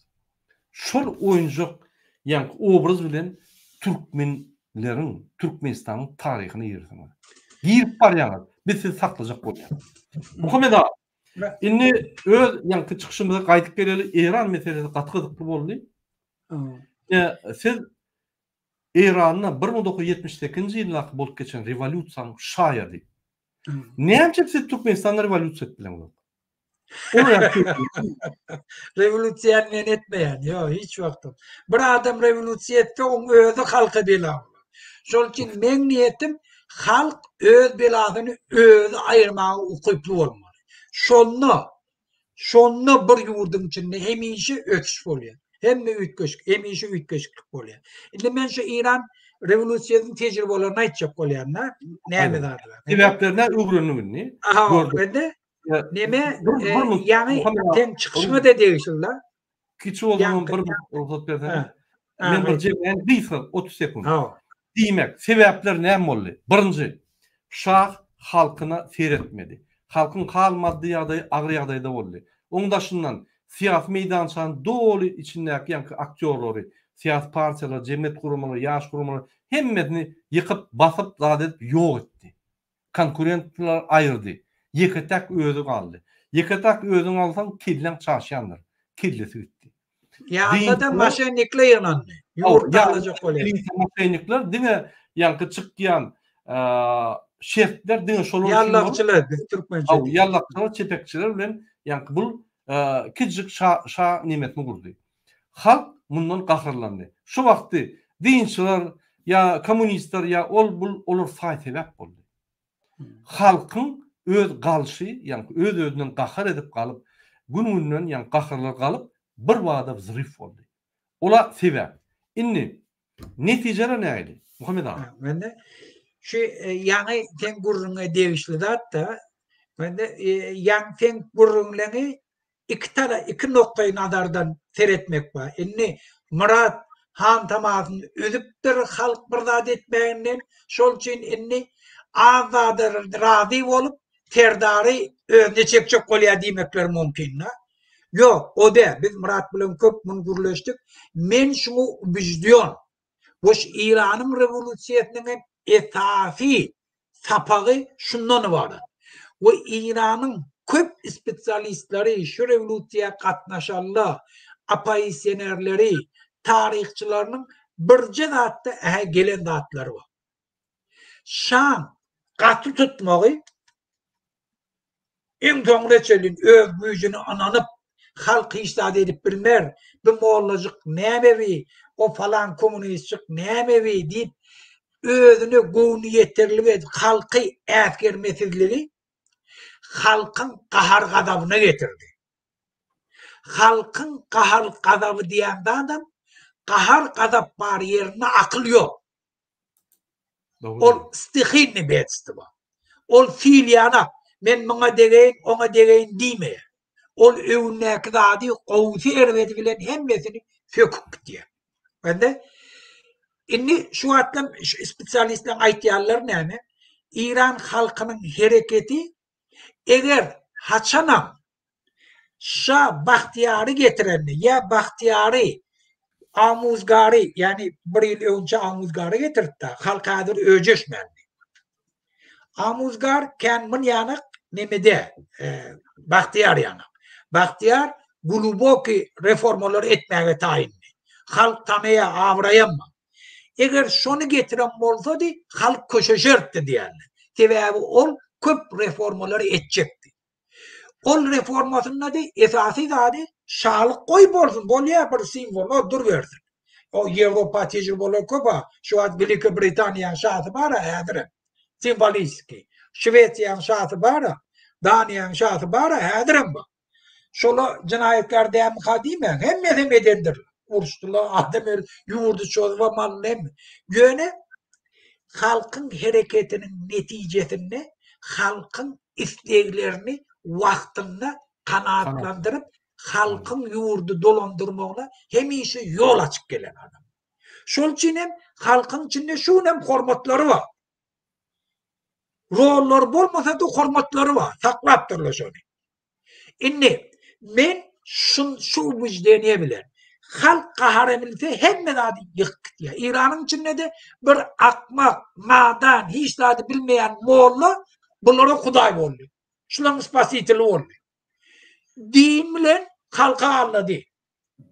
Sebebi nece katı tuttuğun halkı onu başka zatlara yürüyor yani. Onları saklap olmuyor. Başka maşenlikle ağırlayanlı yoldan çıkarıyor. Öz şahsi beğenlikler için halkın anlamından hayırlanıyorlar. Şu sebepten eğer biz şu niyet bile, şu zatları görüp eğer Türkmenistan'a doğru ütköşükleri edecek olsak, yuvurdun beğenfideni edecek olsak, biz kan döküşsüzlükten az pateriye bile hükümeti ütköştürmeyen uğruna çekmeli. Şu bize prensip. Şu için Murat Şulkun söz etti. Sen aydanım şundan gelip çıkıyor da. Bir İslam pozisyonu ne? Men bunun doğuşu yanak bilen şu haramzadaları biz ayırıyor. Görürüm siz şunu. Men aytmağım da tarihin aydışı. Dinin aydışı. Kudayın beren sözü. Beyttirip bir yaşayabilme. Şol için şunu bilsinler. İr güç gitti. Özüm ne çok köp ayağın diresele şunca derbet gidiyor. O şan gidişi yani. Şa Amerika getirdi şunu. Amerika'nın öyle yurduna salmadı. Böyle nedir? Amerika yüzüne ölen yer başka yer. O gitti öyle. Salmadı eşeri. Bir inni o diyor başka diyor, inni başka diyor. Hadır ki eyyem başkaça. Sen bir yurdun cinayet eden olsan adamların karşısında. Adam ölüm parlamoşlu bolup kanunu bolan olsan. Adamın granzlarının karşısına cinayet eden olsam irgüç tentürmeye batıyorlar. Hayfi devlete gider. Dine sana gerekler bir adam arzadı. Ola İran'ın şu atlım 30 yıl bundan önce türmede işleyen adamlarını Avrupa'ya tutup türmeye batıp böyle. O ben ayıttım ne gerekler. Şunun için cinayet edip ben kaçıp bilerini pikrede oturmadılar. Hiç gaydi. Hiç gaydi. Ya şolun tohumları ennim bizim kakamız, atamız şu bağlığı bize verdi. Şunu biz alıp biler, şundan peydalanıp biler diye pikrede oturmadı. Şu hükümet giden bunu şolun hem bağlıklar dünyanın haydi kunca olasın. Şola iyini alınıyor. Şol için ona kellerini ağırdı oturmadı. Şu sebepten Serdar'a birce yolla. Avrupa'nı gören, okan şu dağda, bilye, birce yol var. Eğer kakasını tohum tiyicini halat edecek olsa, şun kul, esasi reformları etmeli. Bizim tutan aktivistlerimiz boşaltmalı. Dışarı yurttaki hem Türkmenistanlıları çağırmalı, yurdu ütketmek için. Yurdun içinde esasi siyasi reformu geçirmek için. Özüm hemmesine şun şertla etmeli. Yurdumu tədeden kurup, tədeden döredip, doğru yol bilen. Ona akıl gerek. Dünyanın hemme tecrübeleri bizim elimizde her kompütürün içinde. Öğrenmeli. Spesyalist gerek mi? Dünyanın haydi kunca önünden getirecek oradan getir. Sen iktisadiyetine ne hemen yükletecek oradan yükletecek. Dine şuna niyet gerek etmeli. Bizim halkımız hiç yerde kemtmer yanak. kemelmer ýanak, özlerini kiçi tutmar ýanak biz şolara şert öretbilýär. Şular öser ýanak, okar ýanak, öz öýlerinde ýaşar ýanak, garlygyny aladat etmer ýanak, çağalaryny aladat etmer ýanak. Türkmenistan ýaş ogurlary dünýäň en okuw jaýlaryna şolara şert öretmek bilen hemme ýurdumyzyň baýlygy şoňa doly ýetýär. Şol üçin diňe bir niyet gerek. Niyet. Şeýse umutýan zady näme? Özüni halas etýär birinciden. Kakasyny hi bolmany taklap bilýär. Äpenç ölümden. Öz tohum tijini halas edip bilýär. Eger şu işin hereket dowam ediberse, halk bir tofor ýalňyşlaryndan geçip bilýär günahyny. Hi bolman at galdyr bilýär. Ha şu adam ýurdum ösüne şert açandyr. Şu sebäpden men endi ýene bir İran rewolýusiýasynyň nemesi tejribasyny olamaýdyn. Olam hiç bir ýurtda dünýäň ýüzünde ideologik ýoly bilen rewolýusiýa edip bagda ýeten ýok. Şol üçin rewolýusiýa diýip adam haýırlanmaly. Biz halkyň hak hukukyny kazanmaga hereketini güýçlendirmeli. Ýurdun içinde demokratiya şert açylar ýanak hereket etmeli.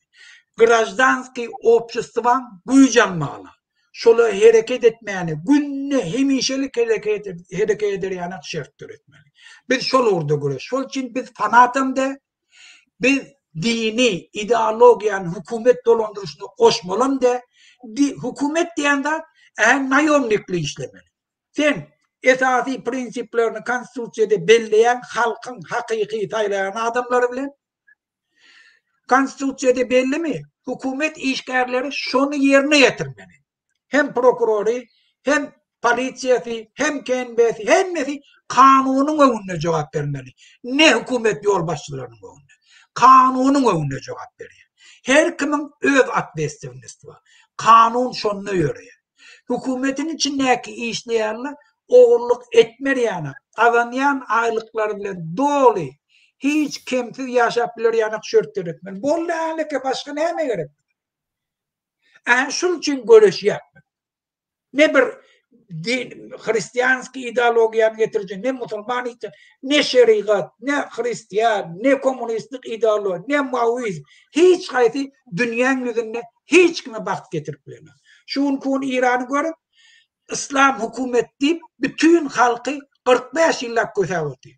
Şunkun görüyen İsrail'le Hamas bütün Gaza içinde tünelleri uruptu. Enne şoları hem besini alvatıyla. Men camiyen yapılayım şu pulların hemmesi 40 yıllık İran halkının pulunu alıp verdiler. Enne bir onun içinde dargattılar. O Hamas dedi, Hezbollah dedi.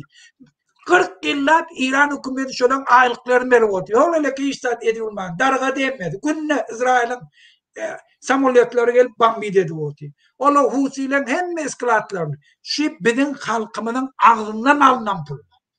Aha şu ve İslam bilen anlap halkı betbaht ettiler. Ne için? Bir gün İsrail gelip benim göçülüyor. Hiç peydasız da. Öz halkına seyretmeyen, öz halkı yurdunun dolandırışına rol yok, devlet betbaht devlet, betbaht halk. Şol için ideologiya gerek geldi. Halk dolandırmalı yurdu. Doğru diyen Muhammed Ağa, katı doğru belirlek geçtiniz. Yine biz ahir yeniyaz.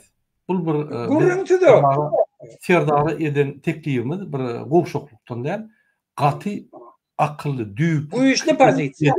Güçlü pozisiýa. Näme sebebi men her wagt çykyşymda ýandyr. Biz mümkin ölersem, biz mümkin köp adam ölmeli bol. Ýöne biz netijemizde ýanky ýeter. Türkmenistan azat bolar. Şol gan döküşlük hiç bir tarapdan gerek gelse, o tarapda da halk, bu tarapda da halk. On tapawy näme kim gan dökdi? Gan dökmän çöp bolýaka biz şol uğurdan gitmeli. Hemme zady ılalaşyp, çödüp, oturup, pikirlenşip, yer ve yer goýup, ýanky edip bolýar. Maksat Türkmenistany östürmeli. Maksat Türkmen halkyna azatlyk bermeli. Maksat Türkmenistan azat, bir tarap hemişerik bolmaly. Häzir biz kimden bir taraf? Biz bir taraf değil. Gurbanul halktan bir taraf. Gurbanuli yani Rusiyan paçası Putin'e taraflı. Erdoğan'a taraflı. Ol Türkmenistan'ın yani bütün dünyada oynatıyor. Türkmenistan oynatıyor dur her. Biz o zatlardan gitmeli. Oraya halkara masrafçılıktan çıkmalı. Bir ekonomik kaldırmalı. Bir iqtisadiyatını kaldırıp bizde ululu potansiyel var. Bizde hünermentler darap var ya. Biz kaldırıp biliyoruz. Häzir şunu gansy et bolýaka gansy edenim o. Erteki gün şu ýagdaý bolmaz. Hökman gyrarlanýyş bolar. Ine şu ýerde bir ýa Türkmenistan awtor rejimden geçti totalitar rejime. Geçti ine näil Türkmen halky rejimi agdarar. Ine biz her bazarından her 15 günden sapaklar geçýär. Şu ýerde bir ekspert, politolog bizim bilen jedilleşýär, gidişýär, tarih ulanya, tarihi wakalary. Men şu ýerde bir gaty göründim. Ol gaty dogry etdi, bellekleşdi. Siz Türkmenistan'ın içinde gruplar açıp da edip bir topor yani işler geçirip utulmarsınız. Ýöne siz jemgyýet ötürseňiz, jemgyýetin öz zırif edip galýar. Bilmiyorum, Gazakistan näil protestler etdi? Näil nemeler urundy? Utulmady. Sizin Belarusya 400 bin oğlu adam köçe çıktı. Şolu çıkarmagam, yani ulu işler geçirildi. Yenmedi. Yönü şu molimle aydışına göre benim ılalaşan şoňulen. Ilaşamokdum bunu analiz ettim, bütün dünyanın ılalaşan. Halk bir gün mümkün şun giýje, mümkün ertir.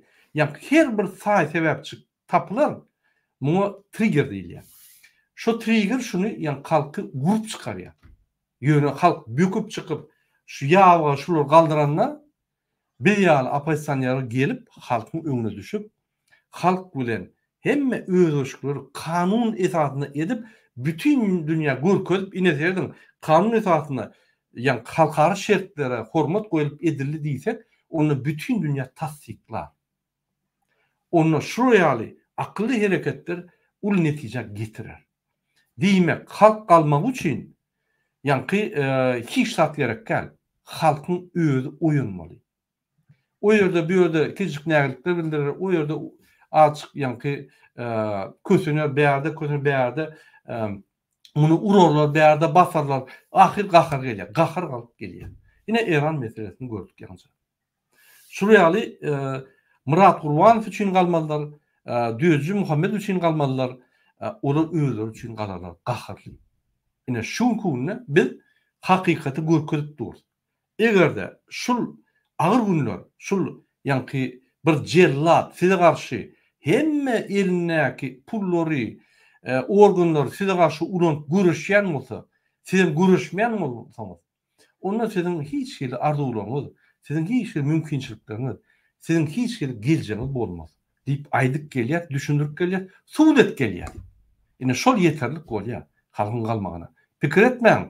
Muhammed Düýjü barmasa halk kalmaya, Murat Gurbanov barmasa halk kalmaz. Biz barmaz benim halk kalmaya. Yönü, egerde biz gowy jemgyýeti kaldırsak, bilimlerini düşündürüp, yani bolýan hadiseleri düşündürüp kaldırsak, bizim barmağımız gerekli. Halk kalýar. Şöýden liderim tapylýar, oňurlýar. Biz yetişsek uçup barar, yetişmedek öýlenemedi Mehmet abi. Ine şu ýaly, bu yani tarih şunu düşündürýär. Muhammed ağa, näil görýäň şu pikiri? Men aýdan pikirme. Dolmayan olmayan yönüşlerde bir daha da belirleyecek bolýan bende. Ýugurdy östirmeklik diýende ol paşkalap bir yerine pul berdiňem östirmek manasynda bolýar. Ýöne ýuwaş-ýuwaşdan günme-gün ösüşi duýan prosesem, bir prosesem ösüş bolýar. Bende ýugurdy östirjek boldum, hemişe östirjek boldum. Halk hemişe öz ykbalyna beparway bolmaly. Siyasi ütgeşliklere beparway bolmaly. Halk ýurdyň içindäki bolýanda da beparway boldy, şoň ösüşem galýa ýurt bulaşýar. Hemme zat durýar. Şol üçin halkyň aktiv siyasi durmuşynda gatnaşmagy, öz hak hukuky üçin göreşmegi, şol üçin elinden gelen etmekligi ösüşüň esasy şertlerinden biri. İslenlik harekete, islenlik talep etmek, sesini çıkarmak hiç ili neticesi yok demeklik akmaklıktır. İslenlik talep görünüşünde hükümet tala otururlar. Halk alacak olayan adamını şun gözüne tutuyorlar. Şundan korkuyorlar. Şol için neçe biz köp çıkış ettik. Neçe köp abyonlu gen derecede talep edip bildik. Hükümet yol başçıları oğurluk edip bilmeyen. Şu sekret ötüşün sekreti şu.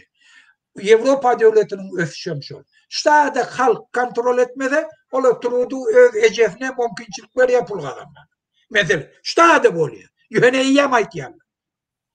Başka şol için hem işe ayrıp var. İslenlik hareket hükümet yol başçılarını akıllıra oğurlamağına getiriyor da. Bizimki yani o saz çalıp keyif çekip ne çekmeni halkın üstünden gülüp görene. Halkı razdıracak edip bilene. Bizimki halk hiç de dimen için keyif çekip yiyor. Dünya bir nemezini gördüm. Koydum eğer. Maşinci otur önünde. Keyiftirip çık. Elini nemedi. Halkı razdıracak ediyor. Akmak. O çofanın yanına varıp yengizlik olup halkın üstünden gülüp yiyor. Ne için? Absolut hiç kim işler diyemez. Şol için sen diysen bir adamım diysen var ya eyyem çekiniyor. Şol için hem aktivistlerden korkuyor. Tabi aktivistler olur çekindirler. Ne aydım bilmiyor. Yegerlerini ayırdık. Köp taatlar ettik. Ne İstanbul'daki pasolstvan işgallerine eğildi. Küçük yani. Bu bir tavarda atlar döredip şimdi şu adamın meselelerini çözecek oluyor. Şol için islenlik hareket neticesi de demeklik akmaklıktır. İslenlik hareket ötmeyi lazım. Biz yöne çalt edecek olduk. Onu birden ayağa alıp da bir karamdadan dinmeli yuvurdu çalt bir yolu düşürülüyor. Hem gurrun şonksun. Neyse güçlü hareket ettik, güçlü siyasi ütköşükler kazanabiliyor. Şu kanun. Doğru. Şimdi Muhammed Ağa, şol İran revolütsiyasının neticelerini kıysa cemlesek. Birinci, Şah gitmeli oldu. Halk qaharı gelip ahir halk kalıp yani siyasetçiler bilen dinçiler bilen kalıp Şah'ını gitmeli ettiler. İkinci, Şah'ın yanına yallaklar çipekçiler yok olup gitti. Täze yallak täze dörendir yönü önküler yok olup gitti. Doğru mu? Netice. Diýmek hatta İran devletinde de hatta İran devleti men gün yetmeyen aydamak ösen devlet. O imperiya, Persiya imperiyası. Hatta şu yerde adamlar kalıp ayırıp bilirler. Bizim bir basit kılarsek edir şorayali. Halkın hal maddiyada ervet, gurgullu 45% daşını işleyen, ünlüyak çağızlıklarını eklemek için. Halkın hiç şeyli hakları yok. Hem yerde vizalarını dağıtlar yapıp Türkmenistan türmeye vurdular. İnternet yok. Türkmenmanadı konvertasyon edilen yok.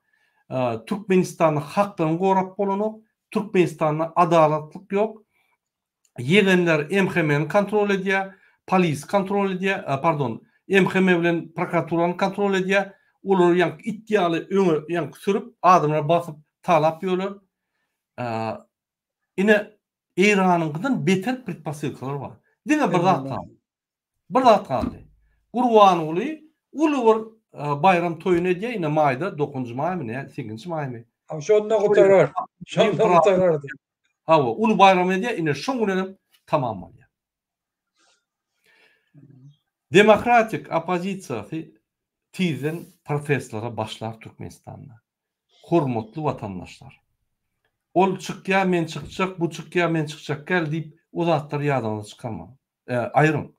Her kim öz üçin hereket edýär. Bir beýlikden edermen bolmaly. Hakyky türkmeniň edermenligini biz görkezmeli. Gelecek gerek bolsa, bakly durmuş gerek bolsa, hormatly durmuş gerek bolsa, polisa da, MHM de, ýa-ni Ministerlere, prokurorlara hem hormatlanyan durmuş gerek bolsa, işe gidende beğenip gidiyen durmuş gerek bolsa, onunla sizem atlaşmalı. Hemmemiz atlaşmalı. Inanın, Muhammed Düyücü için, Murat Kurban için eden yok. Özünüz adaletli durmuşda yaşamak için, çağrınız adalet durmuşda yaşamak için. Sizin çağrınız küçülürdü, zaylanıp yankı küçülürdü, zorluk görmedi yani.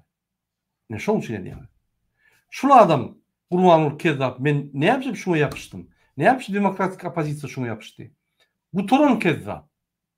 Şunu akbaran siyaseti şunu Türkmenistan'ın 17 yılı katastrofa getirdi. Bunun meterem getirir. İnanın. Bu niyetini, yüreğini ulayan zat yok. Yüzüne nur yok. Peçat koyura yer yok Kezzaplıktan başka. Ne şunu yalayadayı, hurmatlı vatandaşlar. Murat, ben bu siyaset tip aydadım gelen akti ve bağdım siyaseti yok. Bağdım işi oğurlamaklık. Oğurlamak. Niyetim oğurlamaklık. Etken adam oğurlamak. Kriminal. Ama siyaset taşım oluyor. Bir nauşni esasda bir dadını esaslandırıp şimdi o yanlış olmak mümkün, doğru olmak mümkün. Doğru, yanlış olup rezultatında katastrofe o de. Bir bilkastlayın bilip yurdu talaya. Şol için hep kedda karamdadı. Şol için biz diye. Yoksa keyif için aydadak şöyle. Yo, indi seyredin. Muhammed abi seyredin. 17 yıllar yankı neçe? 15 yıllar prezident oldu. Hiç bir halka abraşenlik gördüm ya, yüzlenip gördüm mi? Yok. Hiç yankı öz mailnaması halka yetirip gördüm mi? Yok. Yo, jurnalistik öyle bilyenem yok gördüm mi? Bilyenem yok. Onu başka bir gurliye daha dediye muhavaram yok. O jurnalistin gurliyen mailnama, şunun mailnamasından. Öz mailnamasından bağdığından hem havarı yok mu? İnanın. Neye yığınakları geçiriyor? Hukuk korumak kulluklar bilen. Dine soru bilen. Soru bilen yani devlet dolunduruyor. Hukukluk denizin yani açık yığınağı, yapık yığınağı, novatındaşlar, novat yığınağı. Bu Uğurluya halk birden kalıp başada yatırın. Sizin arkanızda... Türk yüzme diye eğer şu konstitusiyan biliyor. Bilen oklu. Konstitusiyan bilen oklu. Kudaydan korkuldu. Konstitusiyandan korkuldu. Halktan korkuldu. Hiç zaten korkan yok. Prosta duraç yok. Hormatly vatandaşlar, Muhammed abi ruhsat berdiňiz şunun bir efir uturaly. Doğru. Size men ýürüte wagt berýän. Siz ine şu temany jemlan, İran temasyny. Biziň şol gepleşiň temasy sebäpler, ýani İranyň revolýusiýasy. Şu ýyl 45 ýyllygy şoň. Ýani 8 ýanwarda başlady, 1-nji ýani protest başlady şu ýerde. Proteste gelen adamlar dubin kılaplar edip gatı erkinç ýagdaýda ezdiler. Ine şu günden şol başlanny ve ýylyň ahyrına 72-nji ýylyň ahyrına 1978-nji ahyrına revolýusiýa ýani doğru geçti. Ine şu ýyl 45 ýyllyk. Ine biziň şu gepleşigimiziň temasy hem şol.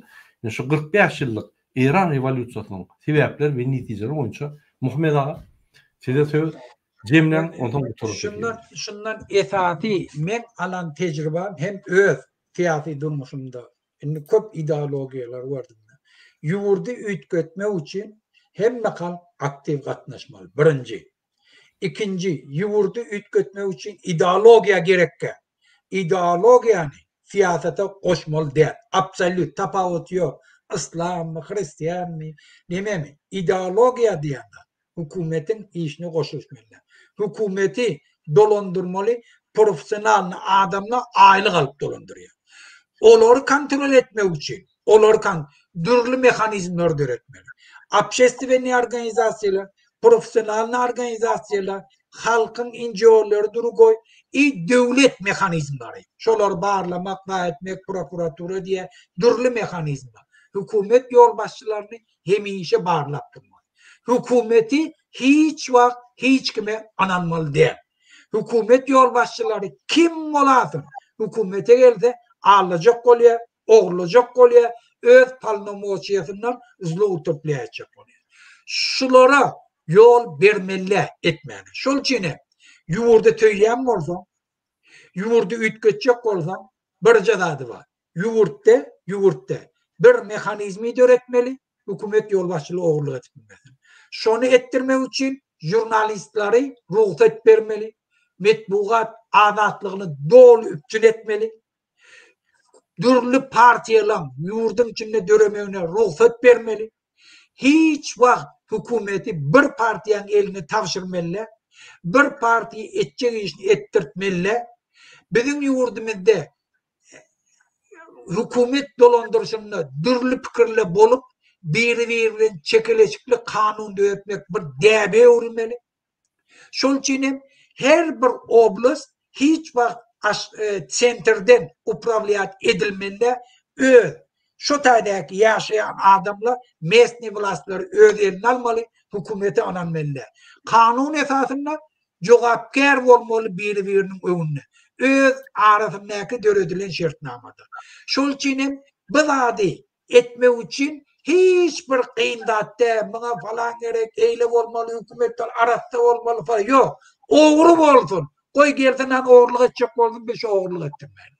Profesyonel bolsun, gel yurt dolandırsın. Şol için ol mekanizm biz şu atlam köpleç İran halkı yanlışan yeri Ayetullah Khomeini dindar şu anlamar şu neçelliğine Khamenei oturuyan yeri o başçılığın öyleri yanak yerde oturuyandır. Prezidentler gelene de şu tada kav. Nehmet çok ayet çok olya men pulunu edimne de men korrupsiyalarda men oğurluk edemek deyip halkı şu neçelliğine Allah oldu. Önümüm 220 milyar pulu var, budjeti pulu var. Şimdi yalan söylüyor. Şol için hükümeti hiç kime ananmalı.